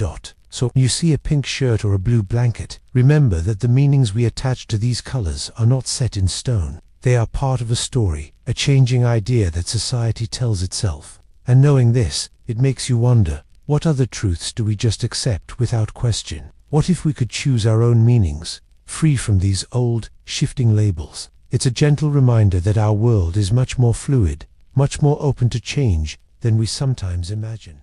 A president who saved his own life. Have you ever thought about how quickly life can change? 1 second, everything is normal, and the next, something totally unexpected happens. Imagine standing in front of thousands of people, ready to give an important speech. That's exactly what Theodore Roosevelt, a former US president, was doing in Milwaukee, Wisconsin. In 1912, he wasn't president anymore, but he was campaigning for a new political party. He stood on the stage, the crowd buzzing with excitement. But here's what happened. A man in the crowd raised a gun and fired. The bullet struck Roosevelt. You might think, that's it, right? A serious injury, maybe worse. But the incredible part is, Roosevelt knew he'd been shot. He felt the impact, but he didn't fall. He didn't even stop. Instead, he reached into his coat pocket. The bullet had hit something before it entered his body. It had gone through his thick, folded speech manuscript, all 50 pages of it, and then his steel eyeglasses case, both tucked right over his chest. Those ordinary items, just paper and metal, slowed the bullet down significantly. They weakened its force, turning what could have been a deadly shot into a serious but survivable wound. Here's the thing. Roosevelt actually continued his speech for over an hour and a half, speaking with the bullet still inside him, before he finally sought medical help. Think of it like this. Sometimes, you put your phone in a case, right? That case isn't just for decoration. It's there to protect something valuable. In Roosevelt's case, his very own words, the speech he was so passionate about delivering, became his accidental shield. His focus, his dedication to his message, literally saved him. So, this story reminds us that courage isn't just about facing big fears. Sometimes, it's about holding on to your purpose, even when you're hurt. And it shows us that the things we carry, the words we prepare, and our own inner drive, can sometimes offer the most unexpected protection. It makes you wonder what hidden strengths and shields we all carry, doesn't it? The world's first recorded joke was kinda bad. Have you ever wondered when people first started telling jokes? Like, was there a time before humor? It's a strange thought, isn't it? But here's the thing. We actually have the oldest recorded joke in history. It comes from the Sumerians, who lived in ancient Mesopotamia, way back around 1900 BC. That's almost 4,000 years ago. Imagine people living in mud brick houses, writing on clay tablets, and trying to make each other laugh. The joke itself is, well, it's not exactly a laugh-out-loud masterpiece by today's standards. It goes like this. Something which has never occurred since time immemorial. A young woman did not fart in her husband's lap.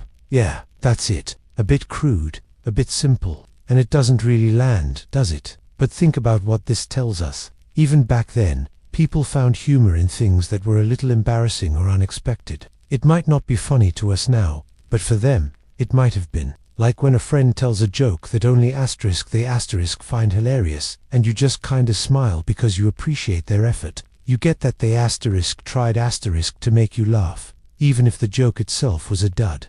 And that's why it matters. This simple, kinda bad joke connects us directly to people who lived a very long time ago. It shows that the need for lightness, for a shared giggle, for a moment of silliness, is a deeply human thing. It bridges thousands of years, reminding us that no matter how much the world changes, we all look for ways to lighten our hearts, to share a moment of connection through a smile. It's a quiet echo from the past, proving that even then, finding joy was a simple, profound human act. Why we knock on wood? Have you ever said something really positive, like I'm going to ace this test, and then immediately looked around for something wooden to tap? It's a habit many of us have, a quick little gesture we often do without thinking much. We knock on wood hoping to keep good luck close, or to stop bad luck from suddenly appearing. Here's the thing, this isn't just a random action. This idea goes way, way back in history, probably even before written records. Ancient people, especially those in Celtic cultures, believed spirits lived inside trees. Some were good, offering protection and wisdom. Others were thought to be tricky or harmful. So, if you spoke about something good, you might touch the wood to thank good spirits, or ask them to keep an eye on things, making sure your good fortune wasn't taken away. It was like a quiet plea to hidden forces, asking them to protect your hopes from bad vibes. Think about it like this. When you're really hoping your favorite team wins a big game, you might wear a special shirt. It's not that the shirt makes them win, but it's a way you feel like you're doing everything you can to help, a small ritual to calm your own worries. Knocking on wood works in a similar way for us. It gives us a tiny bit of comfort, a feeling that we've acknowledged our hopes and tried to shield them, even if it's just in our own minds. It's a human way of recognizing how fragile good fortune can feel. So when we tap on wood today, it's not always about ancient tree spirits anymore. Often, it's just a quick, quiet wish, a small act of humility that reminds us not to take good things for granted. This simple gesture connects us to generations past, reminding us that even in a fast-paced world, we still carry these deep, human longings for things to go well. and for the good moments to last. The ancient Egyptians loved board games. What do you do when the school bell rings? Or on a slow weekend afternoon? Maybe you pick up your phone, or play a game with friends. It might surprise you, but the ancient Egyptians weren't so different. They also looked for ways to fill their quiet moments, to challenge their minds, and to connect. Here's the thing.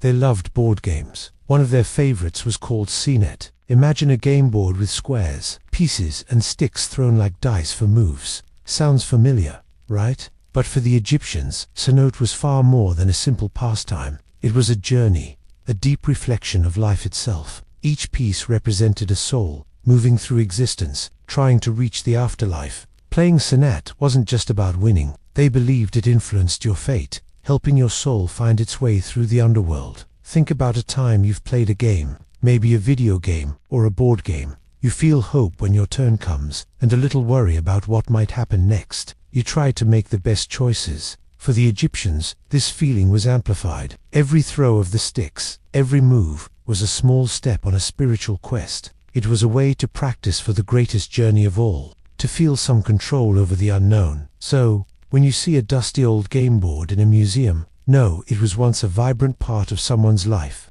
a link between their daily joys and deepest beliefs. It reminds us that no matter how much time passes, or how different our worlds seem, humans have always found meaning in play, and comfort in a shared game. We still search for ways to understand our path, our luck, and our destination, and sometimes we find it right there, on a simple board. Before phones, there were human-computer shot. If I told you that, before microchips and touchscreens, the most powerful computers weren't made of metal and wires, but of flesh and blood. Here's the thing, for a long time, if you needed incredibly complex numbers worked out for big projects like sending rockets to space or building huge bridges, there wasn't an app for that. No machines could do it. Instead, brilliant people sat at desks, day after day, with pencils and stacks of paper. They were called human computers. They did the math, column by column, equation by equation, often working together. Their minds were the processors, their hands the keyboards. Every calculation had to be perfect. One small mistake could mean a rocket missing its target by thousands of miles, or a bridge collapsing. This job needed intense focus and incredible patience. Think about when you're working on a really difficult math problem, or building something in a video game. You have to follow steps, remember rules, and keep track of small parts to get the big picture. Now imagine doing that, not just for one problem, but thousands, every single day. And your work affected if a spaceship reached space, or if an airplane flew safely. It's like being a detective, but you're tracking numbers instead of clues. Each number leads to the next, building a solution. This wasn't just arithmetic. It was a deep, quiet dance with how things work. It makes you think, doesn't it, about the sheer power of the human mind, working together, solving challenges that seemed impossible. Even with all our amazing technology now, the ability to think, to reason, to keep going, comes from within us. The screens we tap on are amazing tools, but the real magic, the true source of progress, has always been the human brain. And that's why it matters. We are the ultimate creators, the original computers. We are capable of understanding and shaping our world, one careful thought at a time. The Great Fire of London started with a bread oven.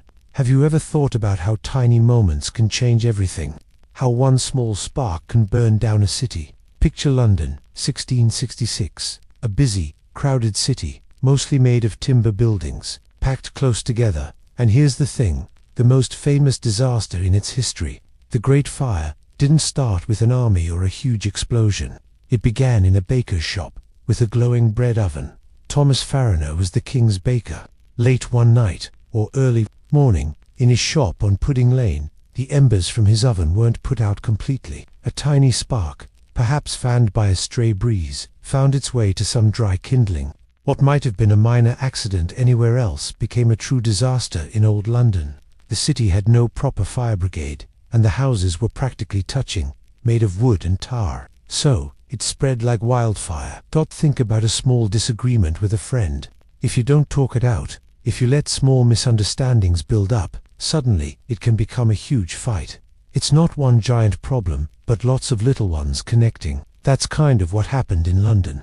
The spark was tiny, but the conditions, the dry wood, the narrow streets, the wind, we're all waiting to turn that spark into a raging fire. Millions of lives have changed because of events that began with something so small, so ordinary. It reminds us that even the quietest moments hold power. The choices we make, or sometimes the ones we overlook, can send ripples through time, shaping history in ways we can barely imagine. It's a humbling thought, isn't it, that a city could be reborn from the ashes of a forgotten ember, showing us about strength and the fragile line between order and chaos. Your favorite fairy tales were super dark. Have you ever wondered why some of those old fairy tales, the ones we know from movies, feel a little off?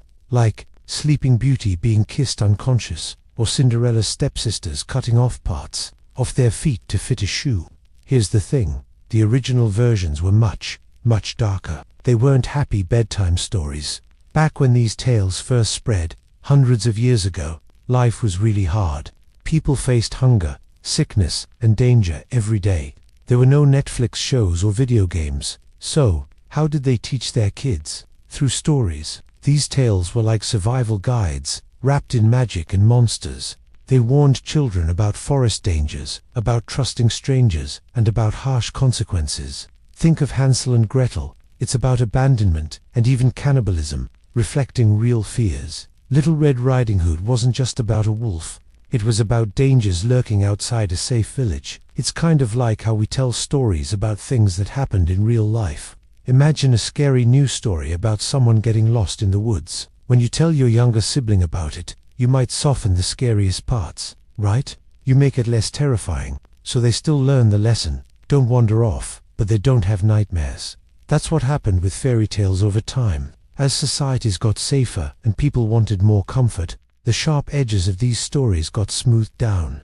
The really gruesome parts were taken out. So, when you think about these stories now, it's not just about princesses and magic. It's about remembering a time when life was a struggle, and stories were powerful tools. They show us how fear and hope can shape a culture, and how even the sweetest tales can have roots in very real, very human struggles. It makes you wonder what parts of our asterisk stories today will be softened for the future. The truth about pirate treasure maps. Have you ever pictured a weathered old map, with a big X marking the spot where gold lies buried? Maybe you've imagined a pirate, eye patch and all, digging feverishly for a chest overflowing with jewels. It's a powerful image, right? It makes us dream of hidden riches. But here's the thing about those legendary pirate treasure maps. They barely ever existed in real life. Most of what we know comes from books and movies, not history. Pirates were practical. They stole goods, yes, but their treasure was often things they could sell quickly. Spices, cloth, valuable tools, even food. They didn't usually bury huge hoards of gold and silver coins on deserted islands. Why? It was risky. Burying treasure meant someone else could find it, or the pirate might never return. Their lives were about quick profit and staying ahead of the law. Think about it this way. If you found a really cool, valuable comic book or a rare video game, would you bury it somewhere random and draw a map to it? Or would you keep it safe, sell it, or enjoy it right away? Pirates wanted to use their stolen goods, not hide them for some far-off future. The few times treasure was hidden, it was done quickly, often in danger, and usually without a map, just a memory dot. So, the idea of a secret map with clues leading to a huge fortune is mostly a wonderful story. It shows us something important. The most thrilling stories we tell ourselves aren't always true. They reflect our hopes for easy answers, for a clear path to something amazing. But life rarely gives us a simple X to find our own kind of treasure. Real value, real discovery, often comes from exploring without a map, from the journey itself. That's a kind of treasure map, perhaps written by your own steps. People used to believe in Treemanhave. You ever walked into an old forest, where the trees stretch so high, and the quiet feels deep? Did you ever feel like something ancient was watching? Not in a scary way, but like a silent, powerful presence was all around you. For a long time, people actually believed in tree men.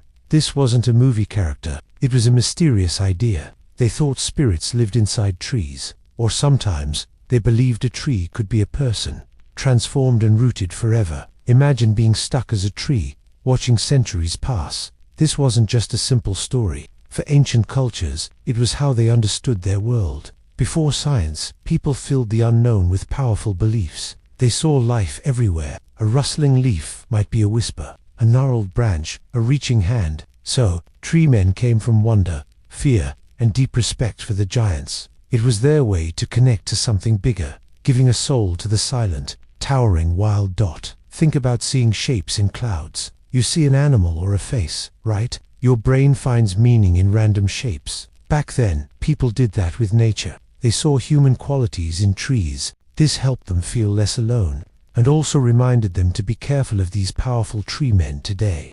We don't think an ancient oak is literally a person, but there's still a quiet feeling, isn't there? A sense of something old and wise. We still feel that connection to nature. We still look for meaning. Maybe those old beliefs just reminded us that everything around us, even silent trees, has a life force worth respecting. It makes you think about our own view of the world. The real reason sailors got tattoos. Have you ever looked at old pictures of sailors, with their arms covered in anchors, swallows, or mermaids, and wondered why? You might think it was just for fun, or to look tough. But the real story is much deeper, much more about the human heart facing the vast, empty ocean. Tattoos for sailors weren't just drawings on skin, they were whispers of a life, silent stories etched forever. Imagine being far from home for months, or even years. The world around you is nothing but endless waves and sky. There's no internet, no easy way to call family. Loneliness was a real, heavy thing. For these sailors, tattoos became a way to carry their world with them. A ship tattoo wasn't just a ship. It might have been the one they served on, or the kind that took them home. An anchor meant stability, a hope to return. A cross could be a prayer for safety. Each mark was a piece of their identity, a memory, a hope, or a prayer. It was like having a secret scrapbook on your skin. Think about how you might keep a favorite photo in your wallet, or wear a necklace that means a lot to you. These small things aren't just objects. They hold feelings, memories, and connections to people you love. For sailors, their skin was that wallet, that necklace. It was a place where they could keep their loves, their losses, and their journeys safe. Even when everything else felt uncertain and dangerous, these marks served as a quiet reminder of who they were and where they came from. In a world where tomorrow was never guaranteed, they were a permanent record of a life lived, a journey taken, a love remembered. They show us that humans, no matter how far they roam, always search for ways to hold on to what truly matters, to mark their own unique story on the world, even if that world is just their own skin. This emperor made his horse a consul. Have you ever really thought about power? Not just who has it, but how it's used, or even misused. Picture this. Long ago in ancient Rome, there was an emperor named Caligula. He was known for many wild things, and one of the strangest stories involves his beloved horse, Incitatus. In Rome, a consul was a huge deal. It was one of the highest political jobs, usually for respected leaders. It demanded serious wisdom. But Caligula had a different idea. He loved Incitatus so much, he reportedly planned to make his horse a consul. Imagine that, giving one of the most important jobs in the land to an animal. It sounds crazy, right? And it was. Here's the thing. It wasn't about the horse's ability to lead. Incitatus already lived in luxury marble stable, jeweled collar. Caligula's actions were a powerful, insulting message to the Roman Senate. He was basically saying, your traditions, your power, they mean so little to me that I might as well give your most important job to a horse. It was a giant mocking gesture. Think about it. Imagine your school's student council. They worked hard. Now, what if the principal, just to show off power, decided the new student council president would be your pet goldfish? Not because the goldfish is smart, but to show how little the principal values their work. It's not about the goldfish. It's about unchecked power and disrespect for the system. This story, though wild, whispers a deeper truth. When one person has all the power, things can quickly go wrong. It teaches us how easily respect can disappear and how important roles can lose meaning. True leadership isn't just about being in charge. It's about respecting the system, the people, and the value behind titles. Did you know buttons used to be only for rich people? Have you ever really looked at the buttons on your clothes? We just use them without a second thought, right? But here's the thing. For a long time in history, those simple fasteners were a huge sign of being rich. It's hard to imagine, but if you had buttons on your outfit, especially nice ones, it showed everyone you had money and power. People without much wealth just used pins or tied their clothes with a simple string. It wasn't just about keeping warm. These buttons were often like tiny works of art, crafted from precious metals, carved ivory, or shiny gems. They cost a lot to make, and even more to own. So, a coat covered in beautiful, gleaming buttons loudly announced your high status. It shouted, "I'm important. I have wealth." This tells us something deep about how people valued each other back then, and how little details showed who held power. Think about something today that clearly shows who has money. Something common but also a status symbol. Maybe it's the latest smartphone, or specific expensive sneakers. For us, a button is just a button. But imagine if only the super rich could afford a phone that connects to the internet. That's how buttons were. They weren't just practical. They were a silent, public announcement of your place in society. So, next time you button your shirt, maybe pause. These tiny things, so ordinary now, once held immense importance. They remind us that what we take for granted today was a dream,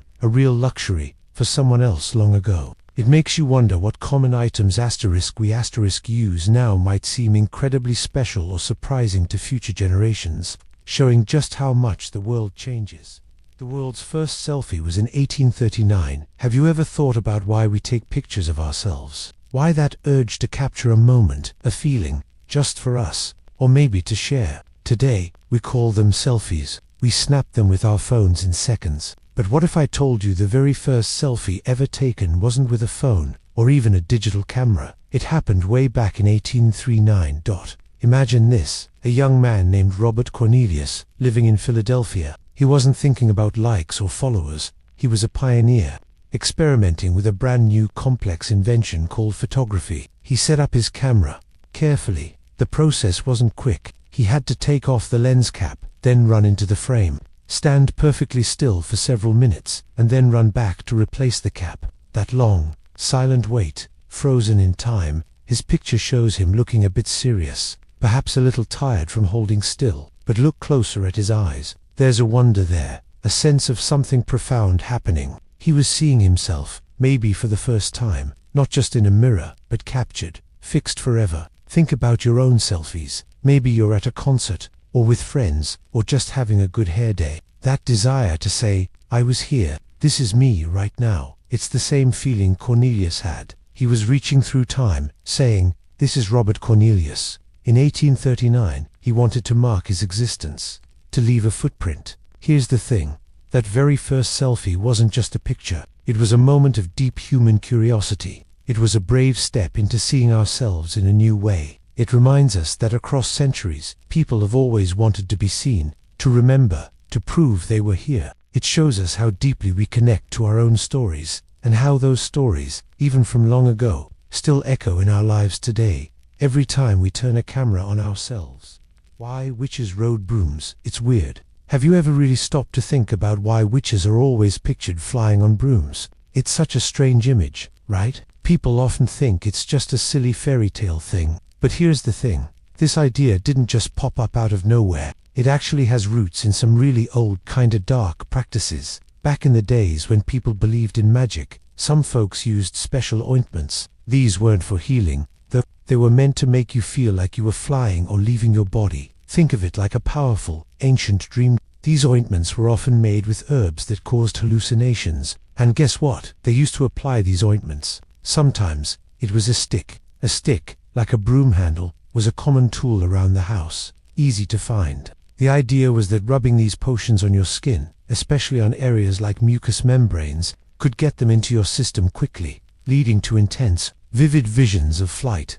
It's a bit like how, when you're really tired and maybe a little sick, your imagination can go wild. You might feel dizzy or lightheaded, and your mind plays tricks on you. Now imagine that feeling, but super intense, with certain plants that really mess with your senses. The feeling of floating or flying might have been very real to them, even if their feet never left the ground. It was an experience, not an actual flight, fueled by chemicals and belief. So, the image of a witch on a broom isn't just a silly drawing. It's a whisper from a time when people tried to understand the world and their own minds in ways we can barely imagine now. It shows us how beliefs can form from strange experiences, from fear, and from the human desire to feel something beyond the everyday. It's a reminder that sometimes the weirdest stories have a hidden, human truth underneath them. a truth that tells us about our past, and maybe even a little about ourselves. That time America tried to invade Canada. Have you ever wondered what it feels like when even the closest of neighbors have a really big fight? The kind that shifts everything. Well, here's the thing. America and Canada are like best friends now, sharing the longest peaceful border in the world. But way back, in the early 1800s, something happened that most school books quietly skip over. America tried to invade Canada, not once, but a few times. This was during a conflict called the War of 1812. The US was still a young country, figuring things out. There were big disagreements with Great Britain, things like trade rules and British ships stopping American sailors. Some people in the US thought, hey, Canada is right there, a British colony. Maybe if we take it, Britain will stop bothering us, and Canadians will even want to join us. It sounded simple, a straightforward plan.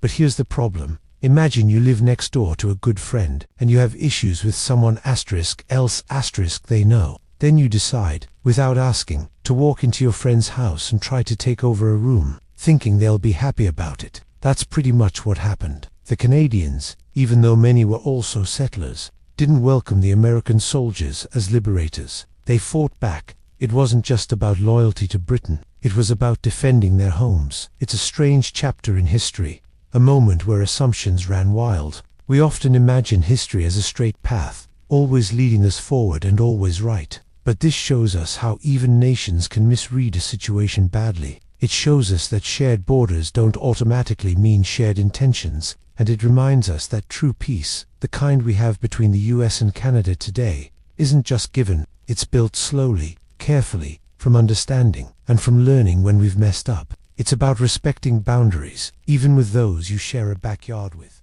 The first computer was made of wood. When you hear the word computer, what do you picture? Flashing screens, tiny chips, wires. It's easy to think of them as these super modern, electronic things. But here's the thing. The very first computer wasn't like that at all. Imagine a machine designed to solve incredibly complex math problems, not with electricity, but with gears, levers, and sometimes wood. It was built by a brilliant mind named Charles Babbage in the 1800s. He wasn't trying to make a gaming console, but a machine that could perform calculations perfectly, without human mistakes. Think about how much we rely on calculations. Sailors needed precise tables to navigate vast oceans. Astronomers needed exact numbers to predict the movements of stars. Before Babbage, people spent years hand-calculating these tables, and mistakes were common. A single error could sink a ship or mess up a scientific discovery. So, Babbage dreamed of a machine that could do this tireless, perfect work. This was the deep human need behind his invention,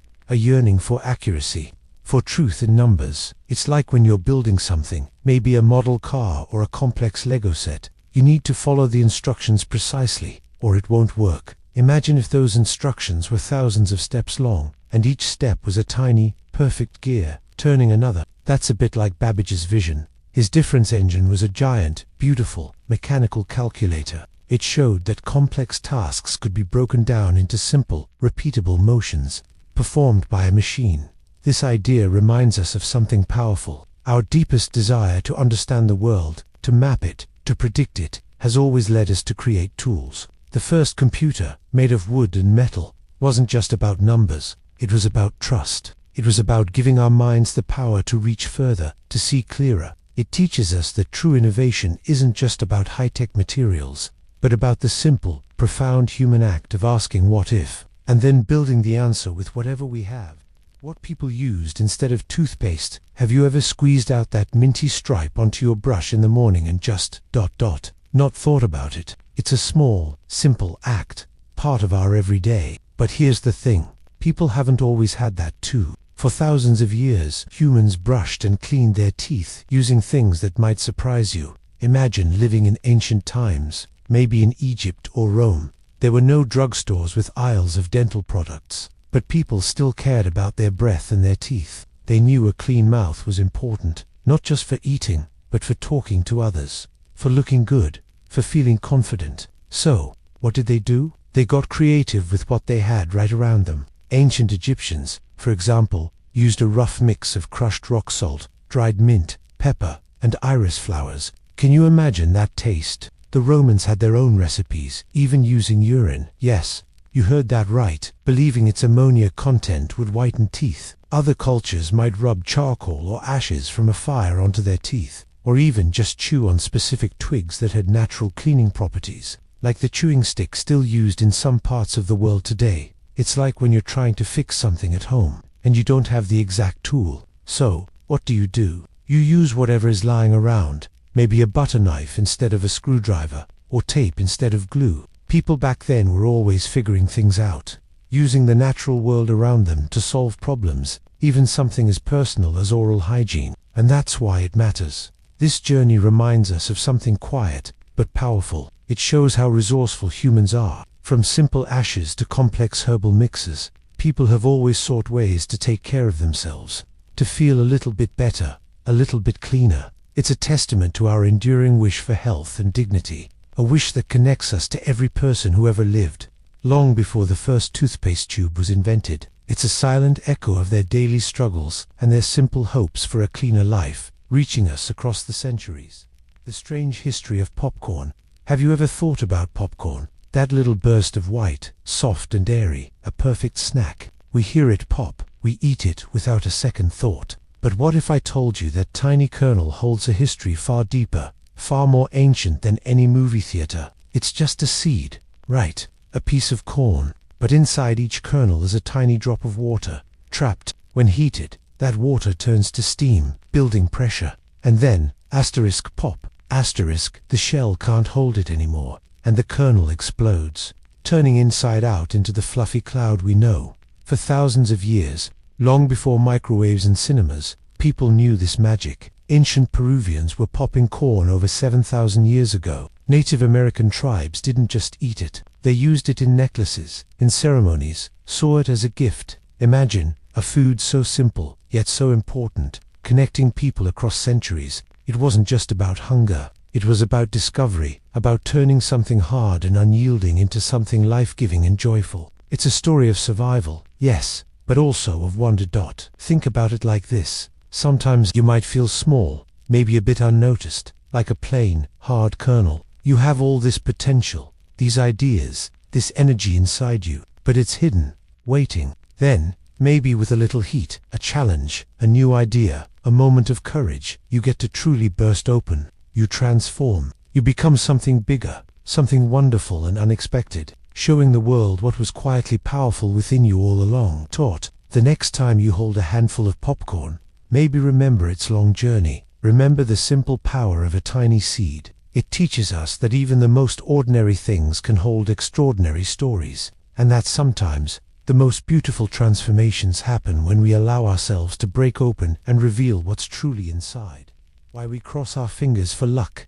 Have you ever felt a quiet hope, and your fingers just intertwined, almost without thinking? That simple gesture, crossing your fingers, is something most of us do, a silent wish for good luck. But here's the thing, it's not just a modern habit. This act connects us to people from centuries ago, all sharing that deep human need for a little extra luck. Long ago, in ancient times, people believed that good spirits gathered where lines intersected. So, two people would cross their index fingers, making a cross shape. This was thought to concentrate good energy, like a protective bubble, or to keep bad spirits away. It was a way to share a wish, for one person to support another's hope. Imagine two friends, hoping for a good harvest, quietly linking their fingers. Later, during hard times, like when early Christians faced danger, the cross was a secret, powerful symbol. Crossing fingers became a hidden way to show faith, to wish for safety, or to offer silent support. It was a way of saying,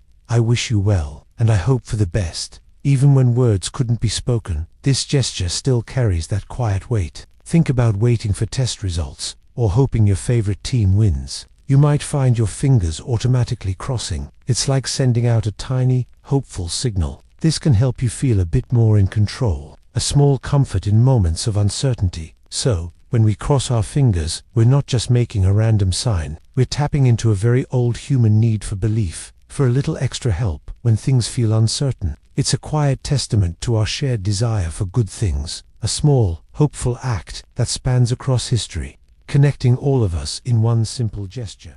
The city that went missing for centuries. Have you ever lost something important, maybe a tiny, treasured thing you cared about deeply. Now, imagine losing an entire world. Imagine a whole city, full of homes and people, laughter in its streets, the everyday rhythm of life, simply vanishing from the map. For hundreds of years, sometimes even thousands, some cities have done exactly that. They didn't just move. They were swallowed by time, covered by shifting sands, or completely overgrown by silent forests. It's a strange and quiet kind of loss, isn't it? To think thousands lived, breathed, and dreamed there, only for it to disappear from memory. Here's the thing. These weren't just empty buildings or piles of stone. They were vibrant places where history happened every single day. People worked, bought food, kids played games in dusty courtyards, and families celebrated their joys and mourned their losses. But then, for reasons we often don't fully understand, the people left, or nature took over, and the city became a ghost.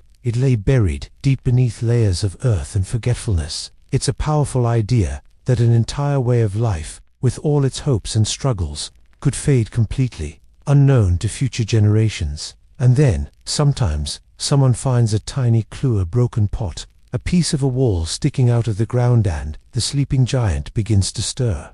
This can feel a bit like when you try to remember something from a long, long time ago. Maybe a childhood memory you know is there, but it's hazy, almost blurry, covered up by newer thoughts and experiences. You might need an old photograph, or the scent of something familiar, to bring that forgotten moment back clearly. That's what it's like for these lost cities. They are deep, silent memories of the earth, waiting patiently for a trigger, a curious hand, to reveal their story once more. When they do reappear, it's like a whisper from the past, a reminder of lives lived long before us. It tells us how much we still don't know about our own human journey. It shows us that history isn't just found in books, it's also hidden, waiting, beneath our very feet, holding secrets to our shared past. It makes you pause and think about all the amazing stories the world still holds, doesn't it? All the quiet histories waiting to be rediscovered, reminding us of everything that truly matters.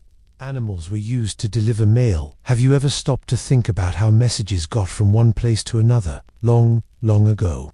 Before our phones and the internet, sending a note across a town or even a country was a huge deal. It's easy for us to text a friend in seconds, but imagine living when that wasn't possible. People still needed to share news, tell loved ones they were okay, or send important messages. For centuries, much of this vital work fell to animals. Think about it. Long before postal trucks or speedy trains, animals were the original mail carriers. Pigeons, for instance, were superstars. People would attach tiny messages to their legs, knowing these birds could fly straight home with hope or vital information. But it wasn't just birds. Dogs pulled sleds full of letters in snowy lands, or carried urgent notes in wartime, and horses carried riders, who were themselves carrying letters, covering vast, lonely distances. This isn't just a cool fact. It speaks to something deep inside us. We need to connect. We want to know what's happening. Back then, people trusted these animals with their most important news, sometimes even with their lives. It's like trusting your best friend with a secret. They trusted an animal to deliver their most precious words. When you think about the courage of those animals flying through storms, running harsh landscapes, carrying human hopes and fears, it makes you pause. They didn't understand the words, but they served a purpose so fundamental to human life. It makes you realize how much we owe to these silent, loyal couriers. The desire to reach out, even from far away, has always been at the heart of being human. The reason for the X in XOX. Have you ever wondered why we use an X when we text XOXO to someone we care about? It's a small symbol, almost like a secret code for a hug or a kiss. But where did that X truly come from? This simple letter holds a history much deeper than you might think. Imagine a time long ago, when not everyone could read or write. Paper was rare. People often needed to mark important documents. Instead of signing their name, they would draw an X. Think of it like putting your personal stamp on something. Here's the thing. This X wasn't just any mark. For many, especially in Christian cultures, the X represented the cross. This symbol stood for truth, faith, and a promise. So, drawing an X on a document was like saying, "I swear this is true, on my faith." This practice wasn't only for official papers. When people started writing letters to loved ones, they carried this meaning over. An X at the end of a letter was a silent, heartfelt promise, a sign of true affection. It was a way to say, I send you my faith, my truth, my love. Over time, the religious meaning faded, but the feeling of deep affection and a strong bond remained. The X became a universal sign for a kiss, a tender closing dot. It's a bit like giving a thumbs up to a friend. That simple gesture doesn't need words. It just asterisk means asterisk, good job, or I agree. The X is even more personal. It's a tiny echo of a promise, a feeling of connection that goes way back. So, the next time you see an X in XXO, remember, it's not just a quick symbol. It carries centuries of human history, a whisper of trust, faith, and enduring affection. It shows us how even the smallest marks can hold the biggest feelings, connecting us across time. It reminds us that love and loyalty have always been at the heart of how we reach out to each other, that a tiny X can mean so much. A king who was also a barber. Have you ever thought about what makes someone truly powerful? Is it their fancy clothes, a big crown, or how people always listen? What if I told you a powerful king in France did a simple, everyday job too? This was King Louis XIII.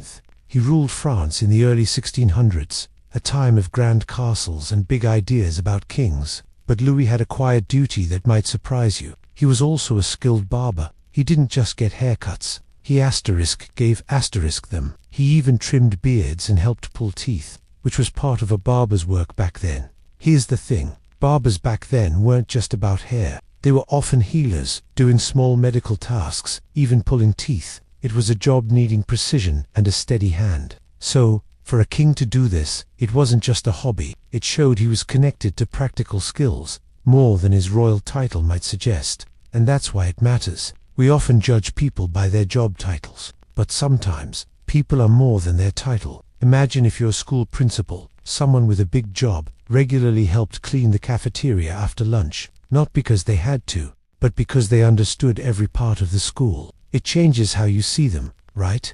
It shows a different kind of strength. A willingness to get hands-on.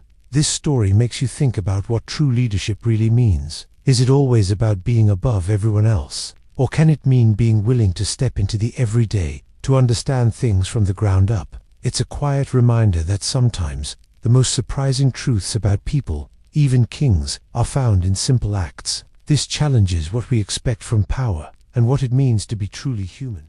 The great stink of London? No. Really, have you ever walked past something truly awful smelling and just wished you could escape? Now, imagine that smell, not just on a street corner, but everywhere. For an entire city. This isn't a made-up horror story. It's a real part of London's past in 1858, and it was called the Great Stink. Here's the thing.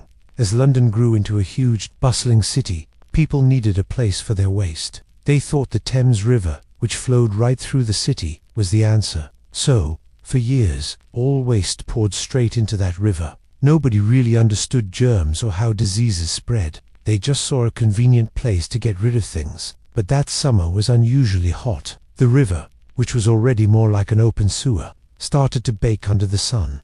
And that's why it matters. The smell wasn't just gross. It was overwhelming, suffocating. People couldn't eat. They couldn't work. Government buildings along the river became unusable from the stench. Imagine your school cafeteria, but instead of food smells, it's the worst smell you've ever encountered, seeping into every corner. It was a constant, inescapable reminder of how ignoring a problem, even a seemingly small one like where your toilet water goes, can turn into a crisis that stops a whole city. This isn't just a weird historical fact. It shows us how important it is to think about the consequences of our actions, even the everyday ones. Sometimes, it takes a massive problem to make people realize they need to change something. The Great Stink eventually forced London to build an incredible new sewer system, a hidden marvel beneath the streets. It reminds us that humanity, even when facing a truly disgusting mess of its own making, can come together, dig deep, and build a better future. It's a quiet testament to human ingenuity when pushed to its limits, born from a terrible smell. This country almost had a beer flood. Have you ever wondered about the strangest things history hides? Not just battles or kings, but unbelievable accidents. Imagine a city flooded, not with water, but with beer. This actually happened in London, way back in 1814. A flood so bizarre, it almost sounds made up. At a huge brewery, they kept massive wooden barrels, each holding thousands of gallons. One day, a metal ring on one giant barrel snapped. That small snap, under immense pressure, caused the whole barrel to explode. Then, here's what happened. The force of that first barrel bursting created a chain reaction. Other barrels nearby broke too. Soon, a powerful wave of beer, over 15 feet high, crashed through the brewery walls. It poured into the narrow streets, right where people lived in small, crowded homes. This wasn't funny. It was a terrifying disaster. The flood of beer swept away houses and sadly took lives. It showed how quickly something so ordinary could become deadly. Think about when you're carrying a tall stack of school books. If just one book slips, the whole pile tumbles down, making a huge mess. This was like that, but with a neighborhood and a deadly wave of liquid. A tiny flaw led to a massive, unexpected catastrophe. It makes you think, doesn't it, how easily life can be turned upside down by something unforeseen. This strange historical moment reminds us to look closely at our world. It teaches us that even in everyday things, there can be hidden risks, and that history holds surprising lessons about our vulnerability to sudden change. The truth about Columbus discovering America. Have you ever thought about what it truly means to discover something? For many years, school taught us that Christopher Columbus discovered America. We learned about his ships, his journey, and how he landed in a new world. But here's the thing about that story. It leaves out a huge part of history, and it overlooks millions of people who were already here. When Columbus arrived in 1492, the Americas weren't empty. Far from it. This vast land was home to thriving civilizations, rich cultures, and diverse nations. Millions of indigenous people lived here, people with their own languages, governments, spiritual beliefs, and art. They had built entire cities, developed farming techniques, and created complex societies that had existed for thousands of years. So, for them, their home wasn't discovered at all. It was just home. Imagine if you woke up tomorrow, and someone you'd never met walked into your house, looked around, and declared, "Wow, I discovered this place." You'd probably be confused, maybe even a little angry. You'd say, "Wait a minute, I live here. My family lives here. We built this life." That's a lot like what happened when Europeans arrived in the Americas. They saw it through their own eyes, as something new to them without fully seeing the life that was already there. This isn't about blaming anyone from the past, but it is about understanding history with more care. It's about recognizing that every place on Earth has a story far older than any one person's arrival. It reminds us that discovery often depends entirely on who is doing the looking and whose story gets told. Thinking about this helps us appreciate the deep, long history of the world and the many different lives that have shaped it. Your sneakers have a shocking past. Have you ever stopped to really look at your sneakers? The ones you wear to school, to hang out, to just live your life. They feel light, comfortable, and totally normal. But here's the thing. Those everyday shoes carry a hidden story, a past that's anything but comfortable. Think about the rubber in the soles of your shoes. Where does it come from? For a long time, the world needed a lot of rubber for tires, hoses, and shoes. But in the late 1800s and early 1900s, getting that rubber often meant terrible suffering. People in places like the Congo were forced to gather it. They worked under brutal conditions, pushed to their limits just so factories far away could get enough material. Their lives were controlled, their families threatened. A harsh price was paid for something we now use every day without a second thought. It's kind of like looking at an old, beautiful building. You see the strong walls, the cool design, and you admire it. But you might not think about the people who built it, the sweat,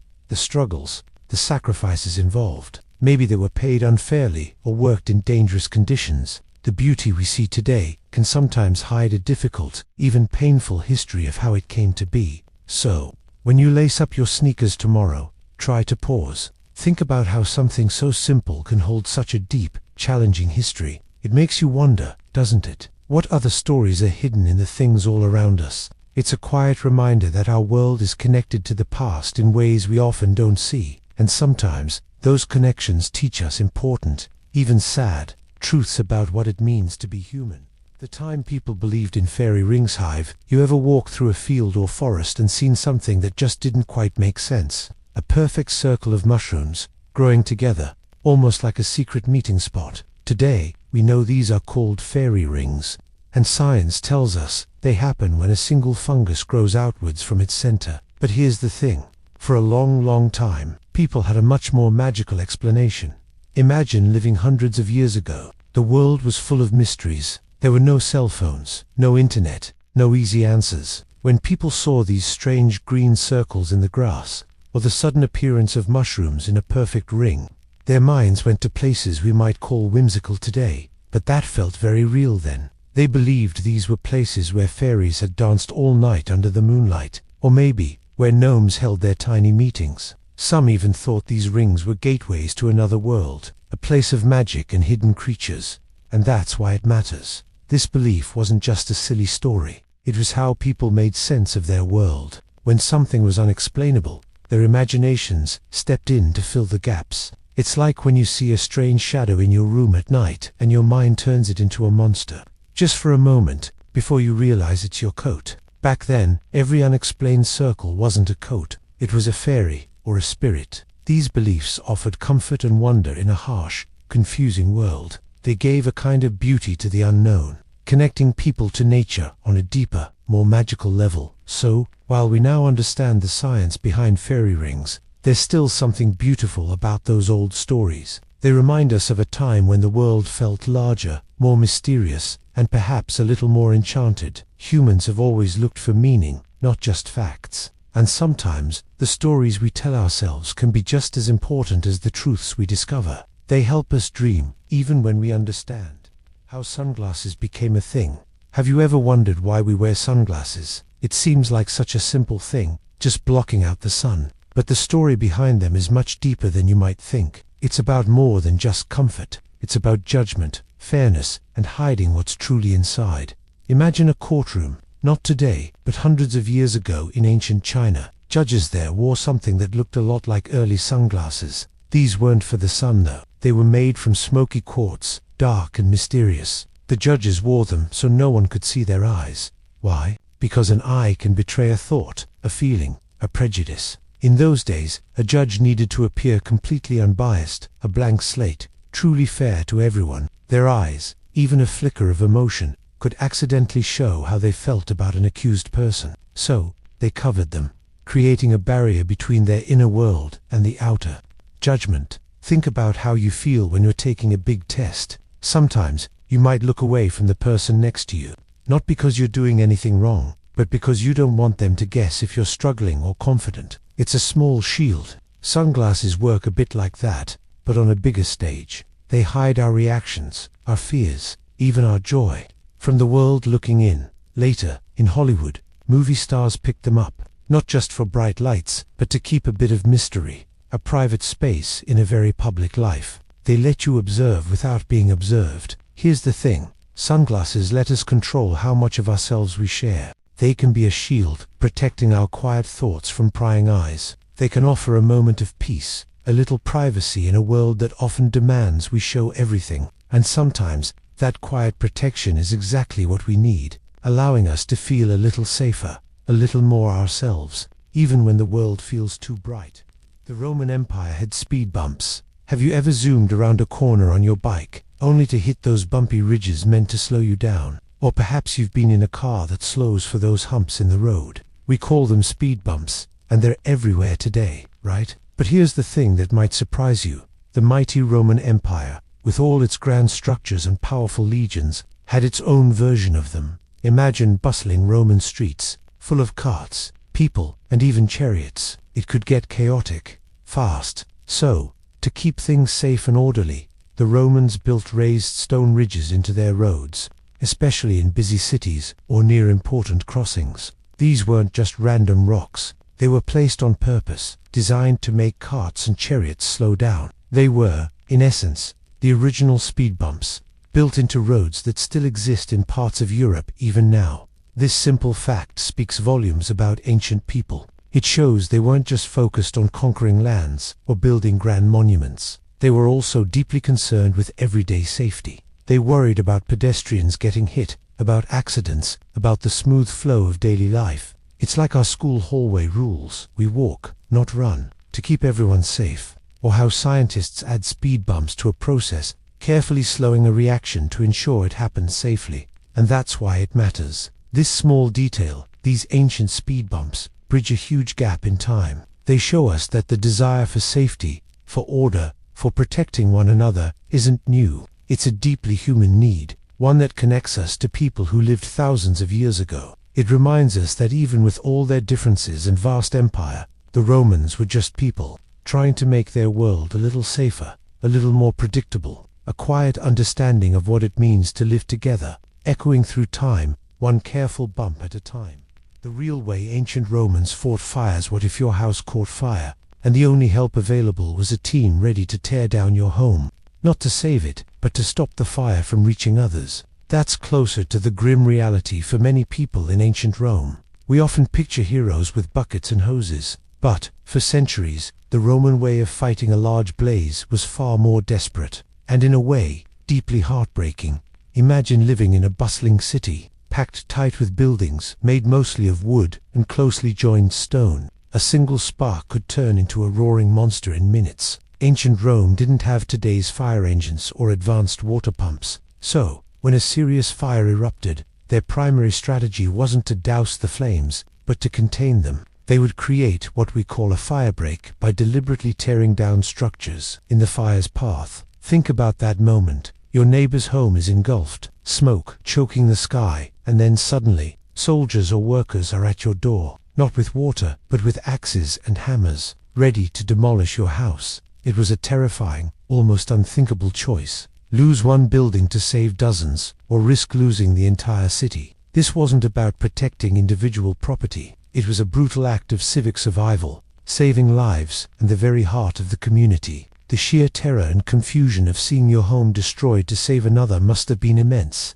It's a bit like when you realize a small problem, say a crack in a dam, could flood an entire town. Sometimes, the only solution, as awful as it sounds, is to make a tough, immediate decision that causes pain now to prevent a much bigger disaster later. The Romans understood this stark, painful truth. They prioritized the greater good of the community, even when it meant forcing immense personal sacrifice onto its citizens. It shows us how fragile life could be back then, and how quickly order could turn into chaos. This ancient, harsh method reminds us that difficult choices are often made in times of crisis. It speaks to the deep connection between individuals and the society they live in. It's a powerful echo from history, teaching us about the tough balance between what we own and what we share, and how deeply intertwined our fates can be, even across thousands of years. It's a heavy thought, really, about the price of survival.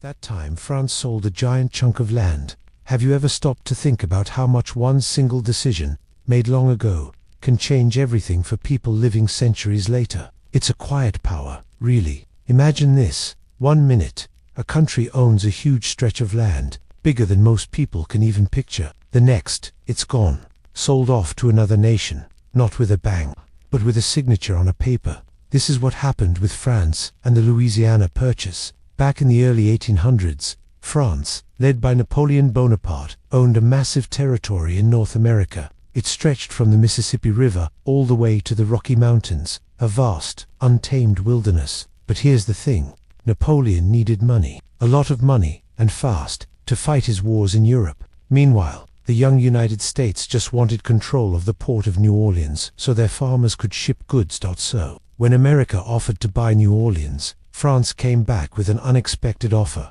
Why not buy the whole thing, all 828,000 square miles? The United States bought it for about $15 million. Think about it like this. Imagine your school needed money for new textbooks. Then, suddenly, someone offered to buy not just the school gym, but the entire school building, all the fields, and even the street it sits on. It was a deal that truly changed the game, a surprise that doubled the size of the United States overnight. This wasn't just about land or money. It was about destiny. That sale shaped the future of a continent. It allowed the United States to grow, to expand west, and to become the country we know today. It set off waves of migration, discovery, and sometimes conflict, all from one decision made thousands of miles away. It reminds us that even quiet moments, when leaders decide things in hushed rooms, can ripple through time, creating echoes that still sound in our world today, long after the ink on the paper has faded. The world's oldest piece of chewing gum. Have you ever stopped to think about the small, everyday things we do, like chewing gum, What if that simple act connected you to someone who lived thousands of years ago? Imagine a piece of gum, chewed up and spit out, surviving for almost 6,000 years. That's exactly what archaeologists found in Denmark. It's not the minty sweet gum we know today, but a lump of birch tar, dating back 5,700 years. This ancient gum was chewed by a young woman, maybe even a teenager, who lived during the Stone Age. We don't know why she chewed it. Was it to ease a toothache? Much like people sometimes chew gum for comfort today. Or maybe she was using it to soften the tar, so it could be used as glue for tools or pots. Perhaps it was just something to do, a way to pass the time during a quiet moment, and that's why it matters. This tiny chewed-up piece of birch tar isn't just an old artifact. It's a direct link to a human being, just like you, who walked this earth long, long ago. Think about how you might fidget with a pencil during a boring class, or chew gum when you're trying to focus on a math problem. This ancient person had their own daily tasks, their own worries, their own moments of boredom or need. They found a simple, practical way to soothe themselves or help with a chore. Just as we do now, it's a quiet whisper from the past, reminding us that even across thousands of years, the basic human experience remains. People have always sought small comforts, found solutions to everyday problems, and simply lived their lives. That little piece of tar tells a story not of kings or battles, but of a singular, ordinary person. And in that, we find a deep human connection that time can't erase. Why we say spill the beans? Why do we sometimes feel a rush, a sudden urge, to share something we know, even if it's supposed to be a secret? We call it spilling the beans. This phrase, which means to accidentally or purposefully reveal a secret, has a history that goes back further than you might think, reaching into the very heart of how people decided things in the past. It speaks to the delicate nature of hidden truths and the impact they have when brought into the light. Imagine a time, long ago, in ancient Greece, people voted not with paper ballots, but with beans. A white bean meant yes, a dark bean meant no. These beans were put into jars, hidden from view, to keep the choices private. Think of it like a secret ballot, but with pulses. The votes were only supposed to be counted and revealed at the very end. But what if someone got clumsy, or maybe even sneaky? What if the jar tipped over, and all those beans, those secret votes, tumbled out for everyone to see? Suddenly, the outcome was known too soon. The decision, the carefully guarded secret of the vote, was revealed before its time. They had spilled the beans. This old story shows us something important about secrets in our own lives. Think about a surprise birthday party you're planning for a friend. All the planning, the whispers, the careful secrets. It feels exciting, right? But then, imagine someone accidentally lets it slip, maybe tells the birthday person the date and time. Suddenly, all that quiet anticipation, that special moment of reveal, is gone. The magic just evaporates. It's like a scientific experiment where someone tells you the results before you've even done the work. The discovery is lost, and that's why it matters. The phrase reminds us how fragile secrets can be, how quickly a hidden truth can come tumbling out. It teaches us about the weight of information and the trust involved when someone shares something with us. Sometimes, keeping those beans in the jar, waiting for the right moment, is the greatest act of kindness, preserving the magic of what's yet to be revealed. The truth about Blackbeard's scary look. You know the legends of Blackbeard, right? The famous pirate with the wild, smoking beard. It sounds like a spooky story, but here's the thing. His scary look was completely real, and it was his weapon. Blackbeard chose to look terrifying. It wasn't just how he naturally appeared. He would light slow-burning fuses, tucking them into his long dark beard and under his hat. Imagine that. Smoke would curl around his face, making him look like a demon rising from the sea. He also carried many pistols and daggers across his chest, making him very dangerous. This wasn't for show. It was a calculated move, a trick of the mind. Think about it like this. When you watch a scary movie, the music, the shadows, the way the camera moves, it all works to make you feel scared, even knowing it's not real. Blackbeard did something similar, but in real life, he knew how powerful fear could be. Before a battle, his enemies would see him, shrouded in smoke, looking like a nightmare, and they'd often be too terrified to fight back.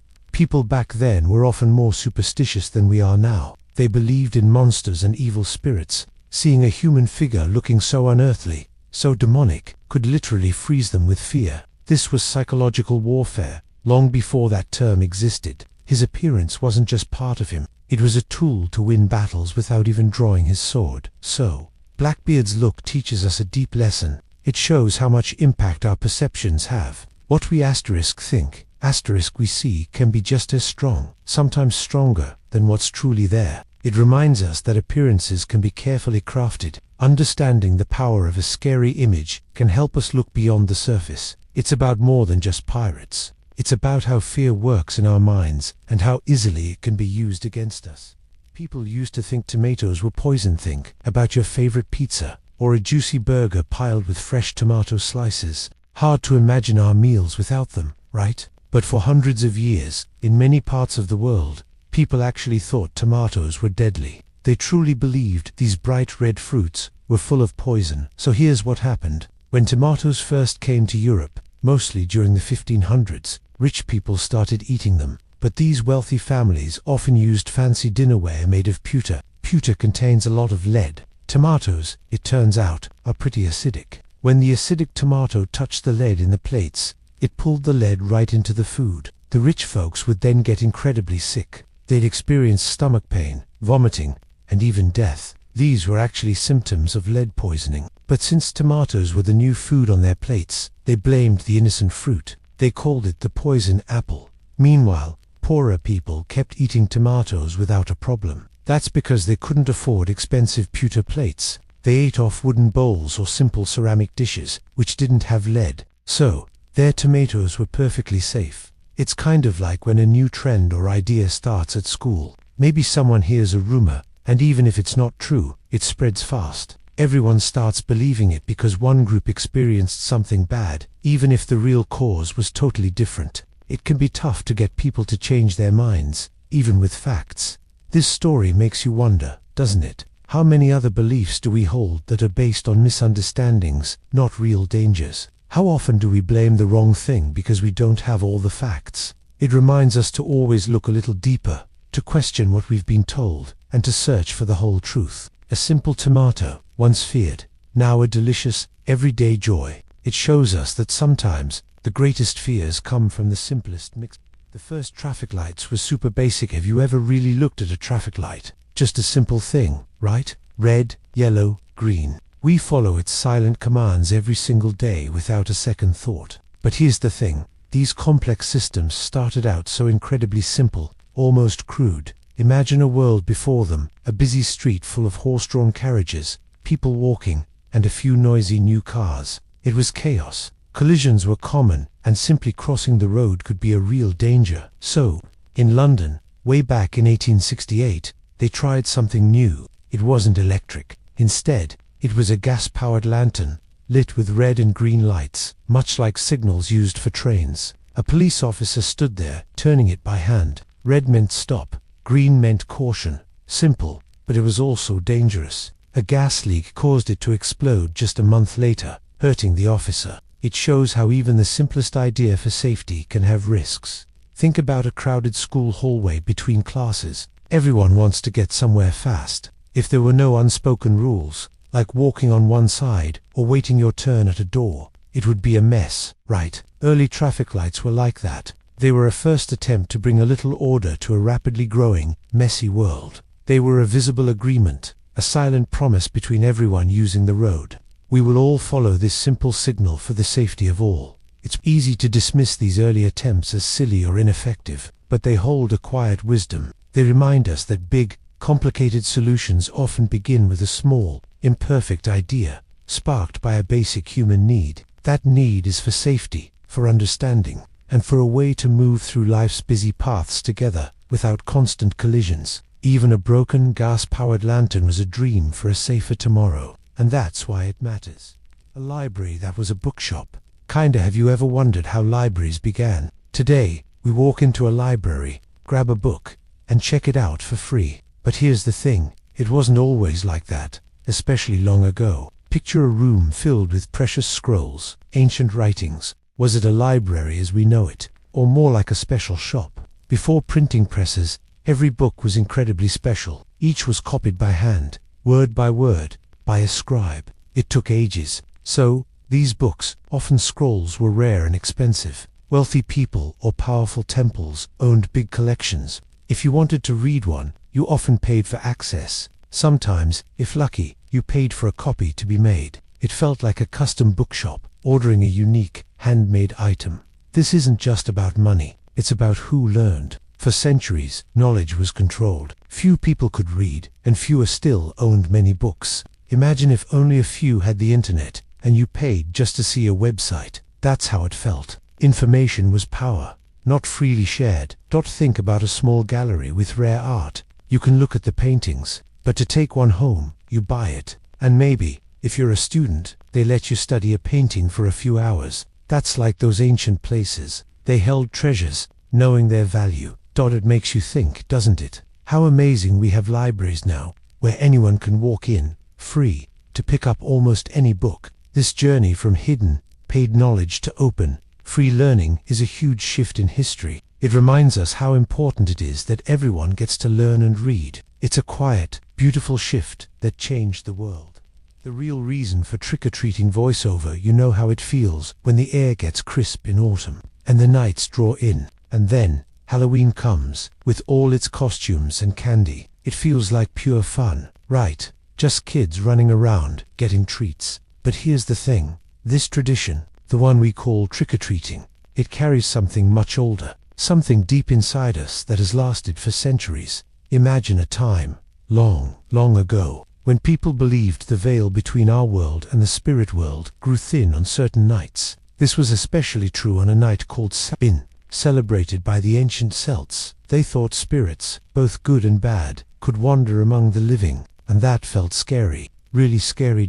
So, what did they do? They left food and drinks outside their doors. This wasn't just a nice gesture, it was a way to appease the hungry spirits, to make them happy so they wouldn't cause trouble. And some people dressed up in scary costumes themselves. They did this to confuse the bad spirits, to make them think, oh, those are just other spirits, not living humans. It was a form of protection.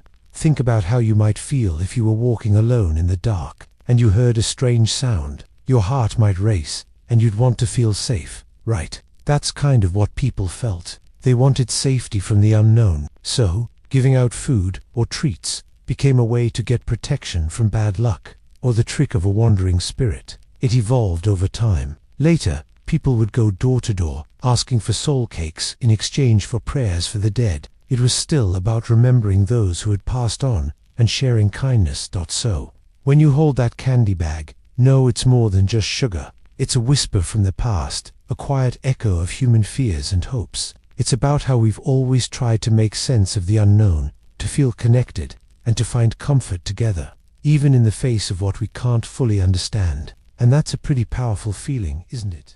How forks change the way we eat. Have you ever really looked at a fork, truly considered it? It's just a common object on our table, right? A simple piece of metal with a few prongs. But here's the thing. This everyday tool actually holds a powerful secret. It totally reshaped how we eat, how we gather, and even how we see ourselves. For thousands of years, people ate with their hands. Sometimes they used knives or spoons. Eating was a direct, messy experience. Then, slowly, the fork appeared. When it first came to European dining rooms, many thought it was strange, even rude. Some religious leaders called it an excessive luxury. Imagine that, a simple fork, seen as something wrong. People wondered why you'd need metal fingers, but over time, people understood. It made eating certain tricky foods, like boiled meats or long pasta strands, much cleaner. Your hands stayed clean. You could sit straighter at the table. This tiny invention wasn't just about hygiene, it was about distance. It put a small space between us and our food. Instead of tearing at food, we could delicately lift it. And that's why it matters. It changed our table manners completely.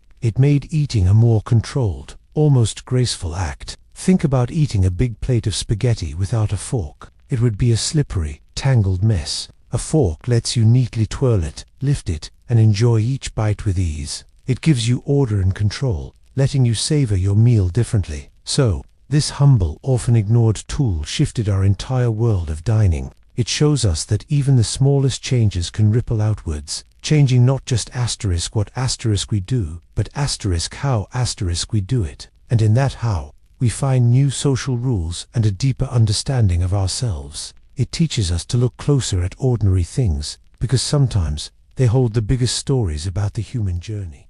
That time a pope was a teenager. Have you ever thought about what it would be like to be in charge of something truly massive? Something that impacts millions of people, when you're barely older than you are right now? It feels like a wild idea, right? Like being made the CEO of a huge company while you're still doing homework. But here's the thing, history holds stories that are stranger than fiction. Centuries ago, in the year 9, a young man named Octavian was chosen to be pope. He was around 18 years old, maybe even younger. We're talking about Pope John XII. Now, the pope back then wasn't just a spiritual leader, he was also a powerful ruler of lands, with his own armies and political decisions to make. Imagine a teenager having to manage all of that, leading a church, governing a city-state, making alliances, and dealing with powerful kings and emperors. It's like being picked to quarterback the Super Bowl, but you're still learning how to tie your cleats. This wasn't a time when leaders were chosen only for their wisdom or deep experience. Sometimes, power was passed down through families, or gained through influence and money. Octavian, or Pope John XII, inherited his position mostly because his father had been a powerful prince. So, a teenager, still growing up, still figuring out life, was suddenly put into one of the most demanding roles in Europe.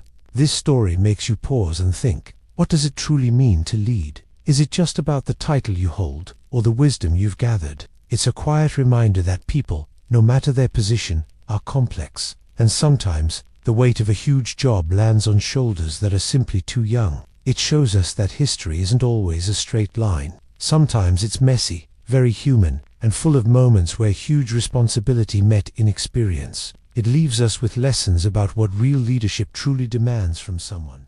The Great Molasses Flood. A sweet disaster. Can you imagine something as sweet as molasses turning into a deadly wave? On a cold January day in 1919, in Boston, Massachusetts, something truly unbelievable happened. A massive storage tank, holding over 2 million gallons of thick, syrupy molasses, suddenly burst. It wasn't just a leak, it was an explosion of sweet, dark goo. The molasses, as heavy and dense as concrete, erupted from the tank. It poured into the streets like a slow, dark tsunami, moving at about 35 miles per hour. This wasn't water. This was a sticky, brown wall, 15 feet high in some places. It swept through the North End neighborhood, tearing buildings from their foundations. People and horses were caught in its sticky grip, struggling against the powerful, crushing force. Houses collapsed. Cars were tossed aside like toys. The air filled with a suffocating, sweet smell that mixed with screams and the sound of destruction. What makes this story so heartbreaking is that it didn't have to happen.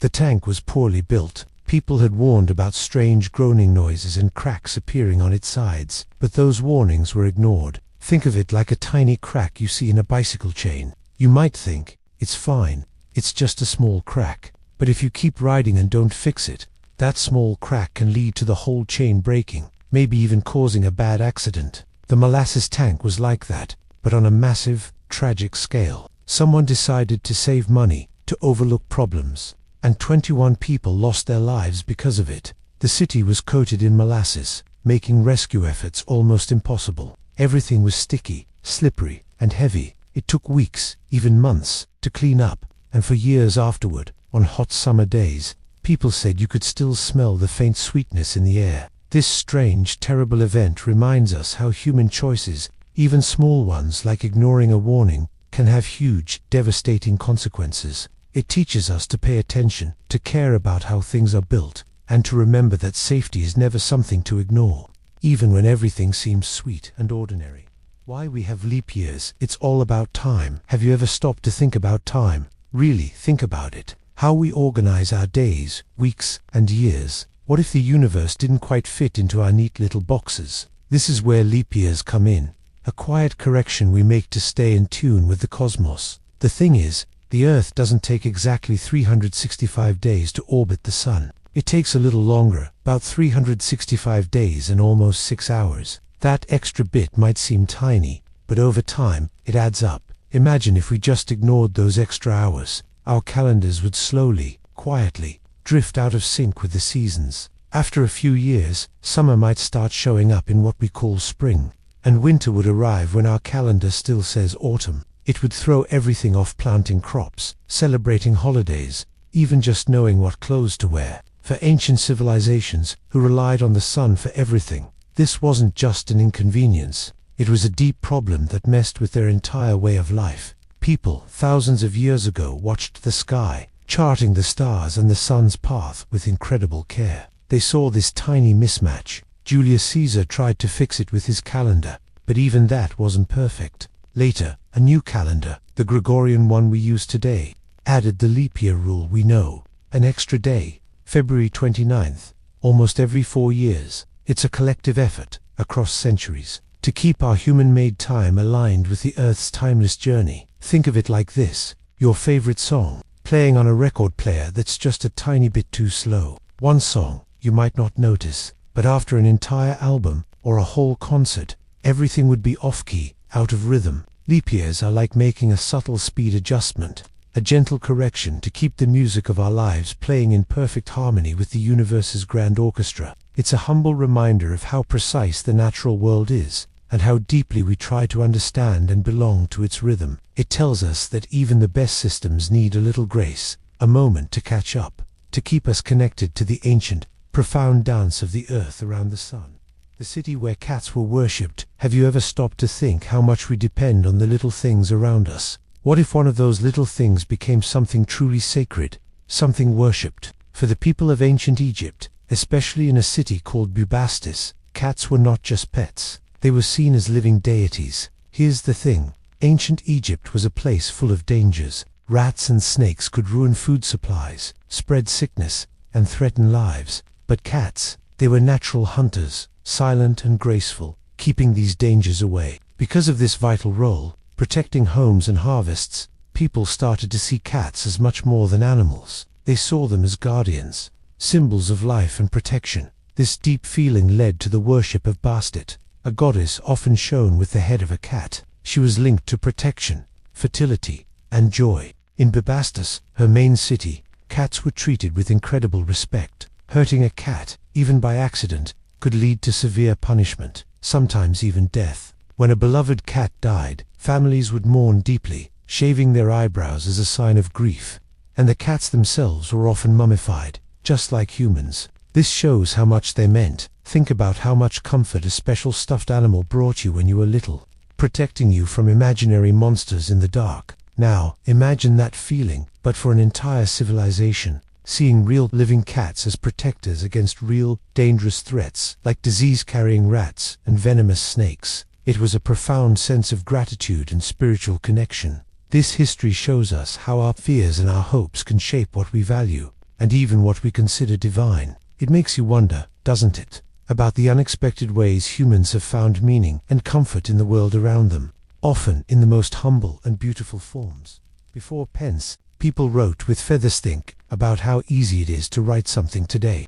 Just grab a pen, or even tap on a screen. Words just flow, right?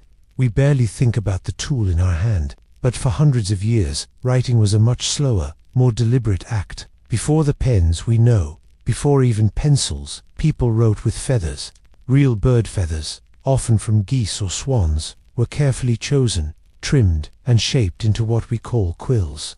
Imagine, you dip that sharpened feather tip into a pot of dark ink, then with precision, press it onto parchment or paper. Each dip would only last for a few words, sometimes just one. Before you had to dip it again.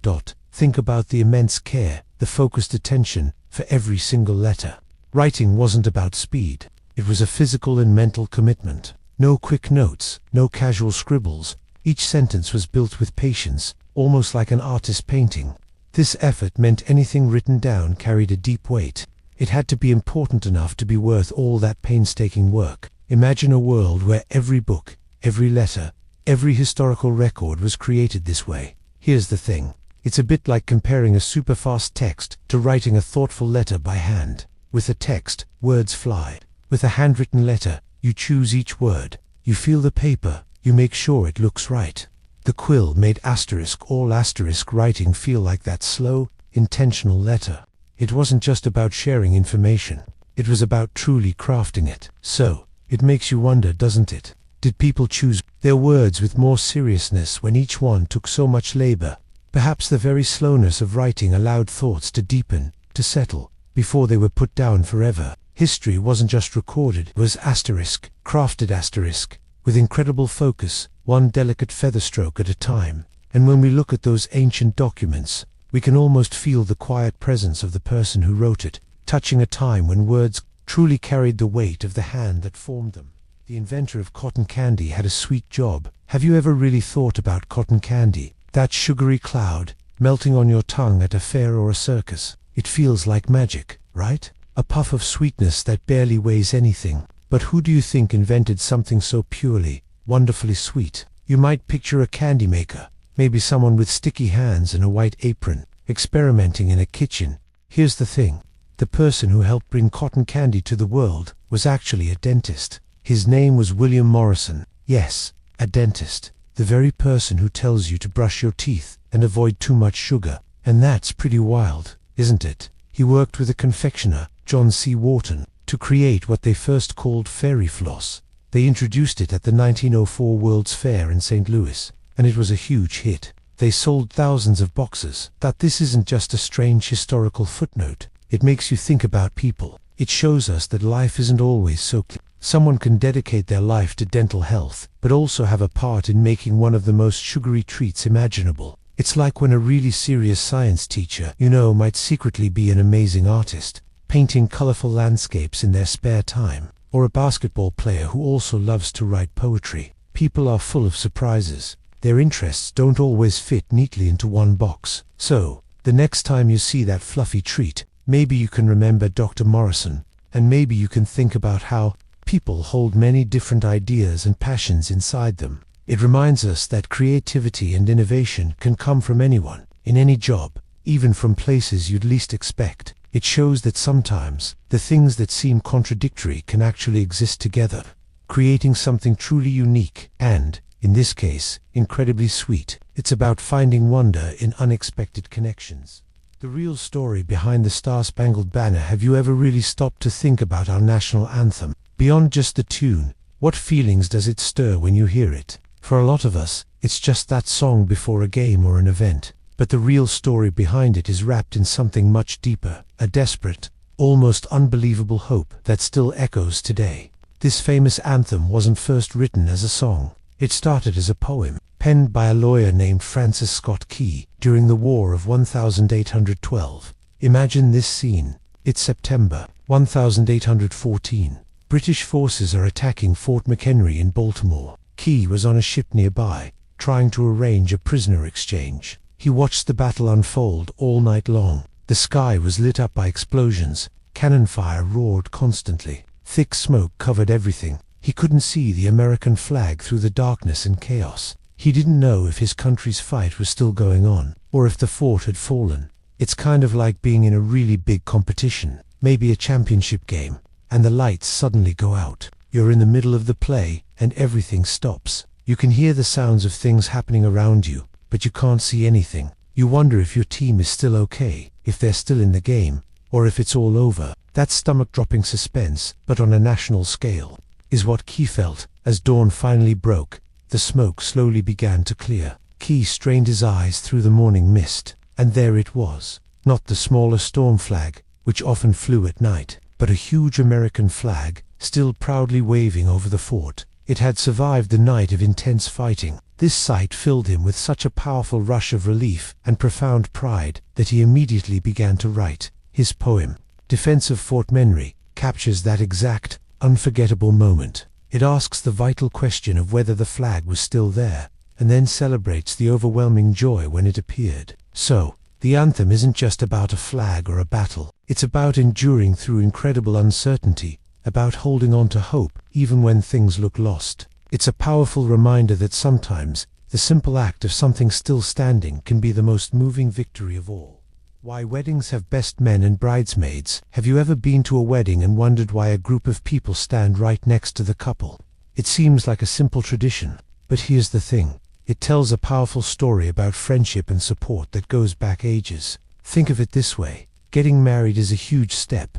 It's exciting, but also a little scary, like starting a new school. Long ago, weddings could be risky. Brides were sometimes stolen, or enemies tried to stop the marriage. The best man wasn't just a friend. He was literally the best man with a sword. He protected the groom and bride, ensuring the wedding, and the bridesmaids.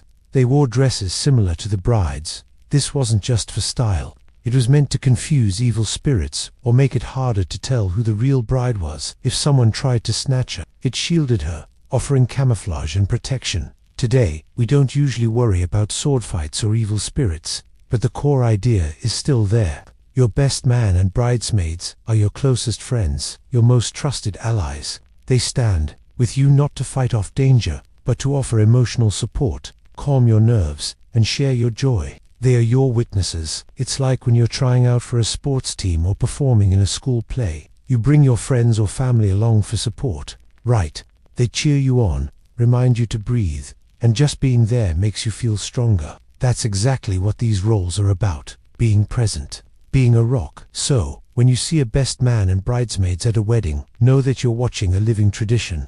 It's a quiet reminder that even in our biggest life moments, we don't have to go it alone. We all need a circle of people who stand by us, ready to support and protect our joy.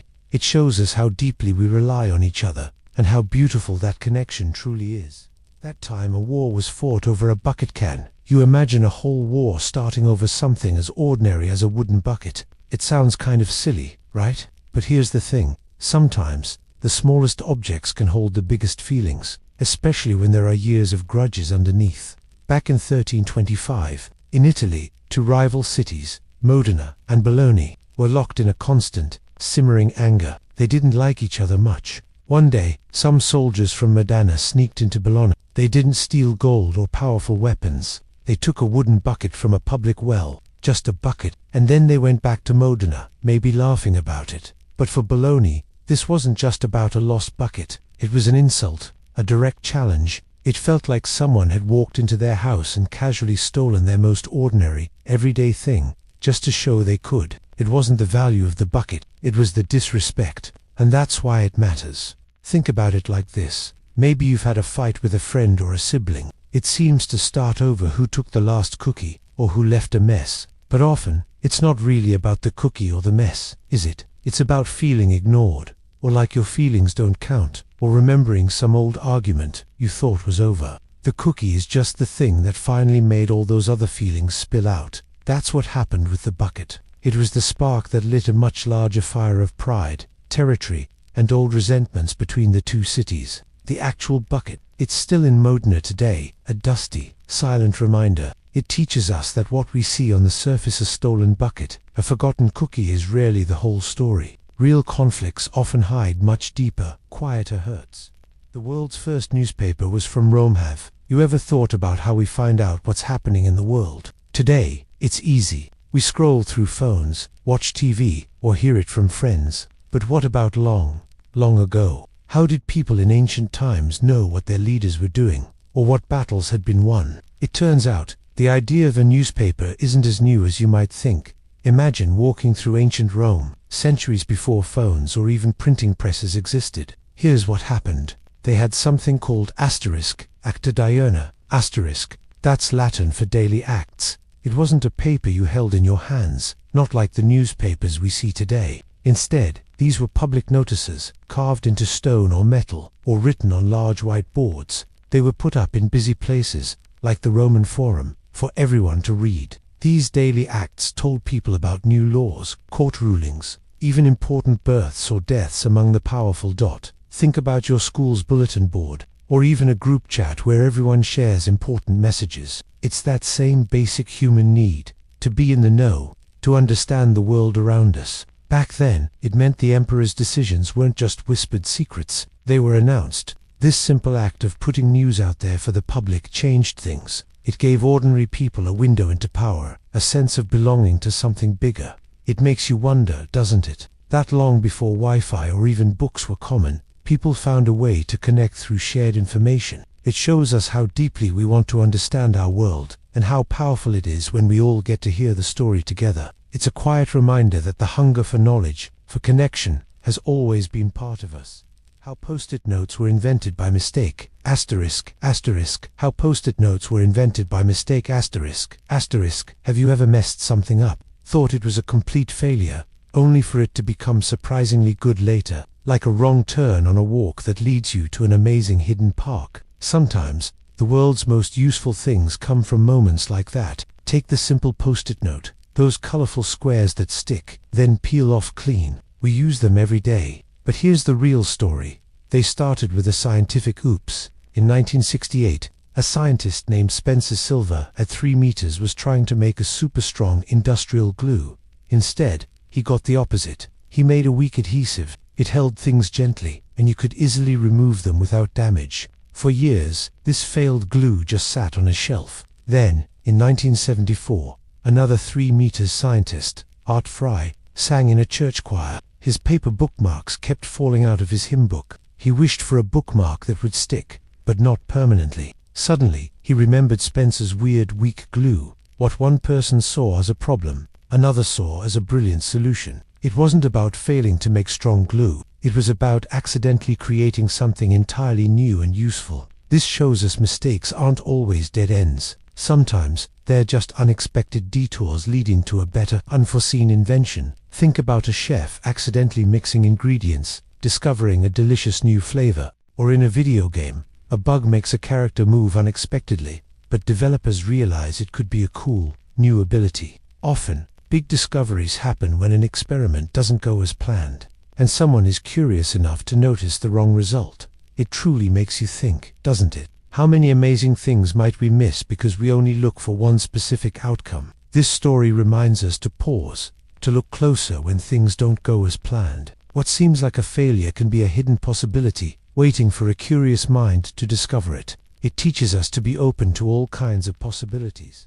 The truth about the Salem witch trials. When you hear Salem witch trials, perhaps your mind goes to old stories, to broomsticks and bubbling cauldrons. But here's the thing. The real history of what happened in 1692 in that small Massachusetts village is far more complex and deeply, terribly human. It wasn't about actual magic. It was about something much darker that can still haunt us today. Raw fear. Imagine living in a cold, isolated town. Life was already a struggle. Sickness was common.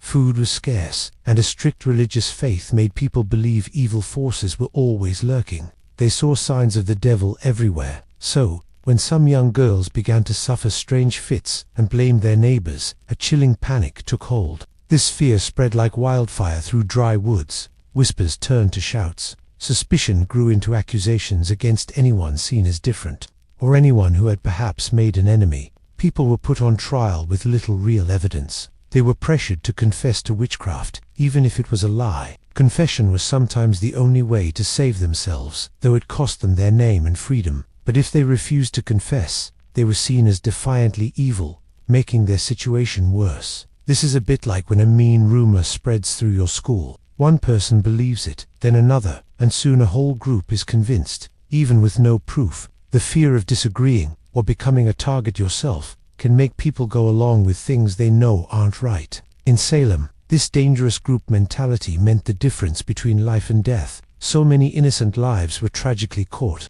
Many were thrown into dark prisons. 20 people were ultimately executed. Their crime was often just being different, or simply being named by someone else caught up in the madness. The story of Salem isn't just history. It's a powerful, quiet warning. It teaches us about the profound dangers of letting fear overpower reason. It shows how quickly misunderstanding can spiral into terrible injustice. It reminds us to question what we're told, to seek truth, and to protect each other from baseless accusation, because our greatest power is clear thinking and deep compassion.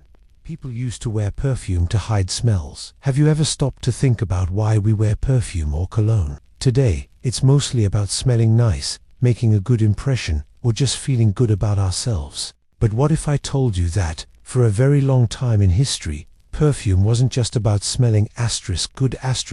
It was about not smelling bad.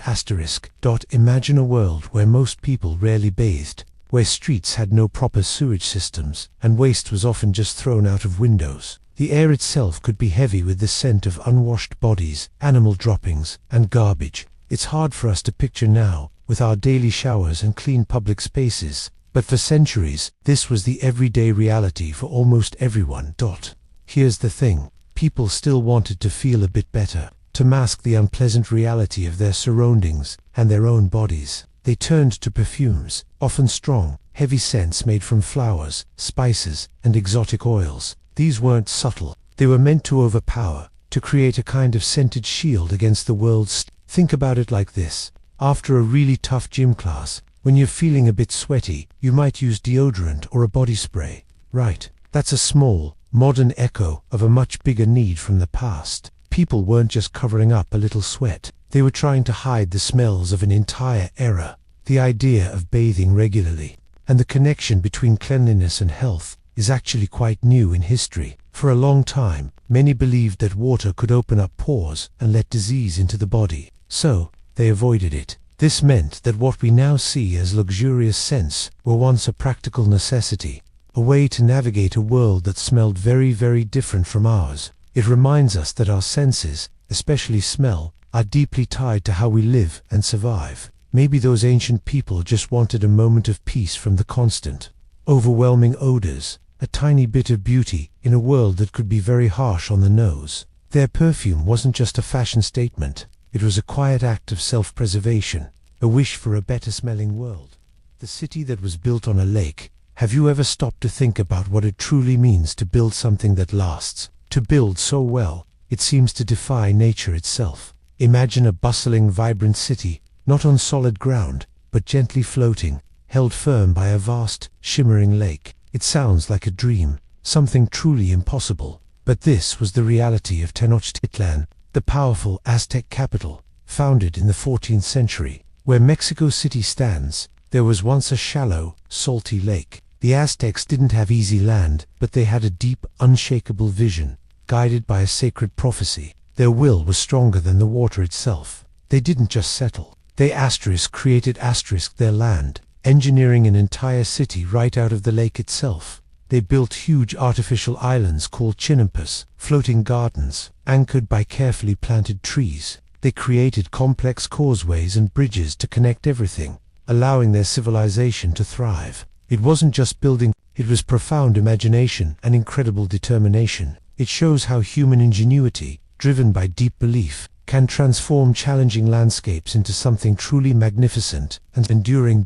Think about trying to build a really complex Lego structure on a wobbly table. You have to be super smart and determined to make it work, figuring out every connection, even with a wobbly base. The Aztecs faced that challenge on an epic scale, building for generations to come. With their civilization's survival at stake, centuries later, the Spanish built their capital right on Tenochtitlan's ruins. They drained large parts of the lake, but its presence never truly vanished. Even now, buildings in Mexico City can sometimes sink a little, quietly reminding us of the soft, watery foundation below. It's a quiet whisper from the past, telling us some things are so deeply rooted, they influence us long after they seem truly gone. It teaches us that resilience isn't just about surviving, it's about building a lasting legacy, a testament to human will, even when the ground feels uncertain. It shows that great strength comes from seeing possibilities where others only see limits, or just water.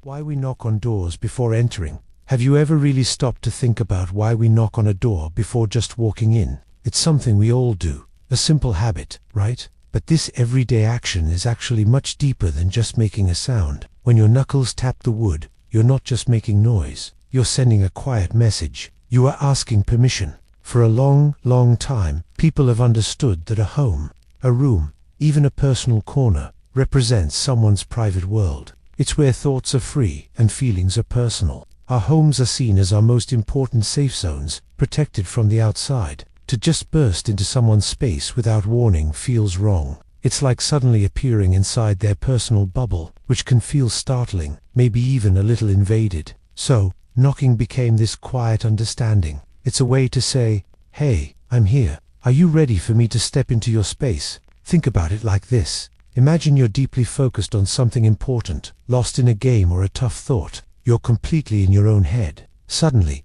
someone just walks up and starts talking to you, pulling you out of your zone. You might jump, feel annoyed, or even a bit defensive. But if they call your name first, or gently tap you on the shoulder, you get a moment to shift your focus. to prepare yourself. Knocking is that gentle, respectful tap for a space. It gives the person inside a chance to adjust, to get ready, or simply to mentally prepare for company. It's about giving someone control over their own world, even for just a few seconds. This small, simple act, this polite knock, reminds us of something big about being human. It teaches us about respect for another person's boundaries, both seen and unseen. It shows that we value someone else's privacy and peace, even before we see them. It's a quiet way we build trust, acknowledging that everyone has their own space, their own thoughts, and their own right to feel safe and undisturbed. It's how we care for each other, one gentle rap at a time.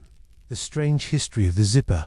Have you ever thought deeply about the zipper? That simple, everyday thing on your jeans, your jacket, your backpack. We use it without a second thought. But its story is quite amazing, and a little bit sad, showing how hard it is to make something truly simple work. For centuries, people used buttons, ties, and hooks to close things up. But someone, back in the late 1800s, dreamed of something faster, smoother. Elias Howe, who also helped invent the sewing machine, had an idea for an automatic, continuous clothing closure. But his idea never really took off. Then Whitcomb Judson tried with a clasp locker for shoes. It was clumsy, often broke, and people didn't really trust it. Imagine getting ready for school, and your shoe just won't stay closed. That's how tricky it was. Here's the thing. Making 2 rows of tiny teeth perfectly lock and unlock, over and over, without getting stuck or breaking, is much harder than it looks. It took a quiet, patient engineer named Gideon Sunback in the early 1900s to truly figure it out.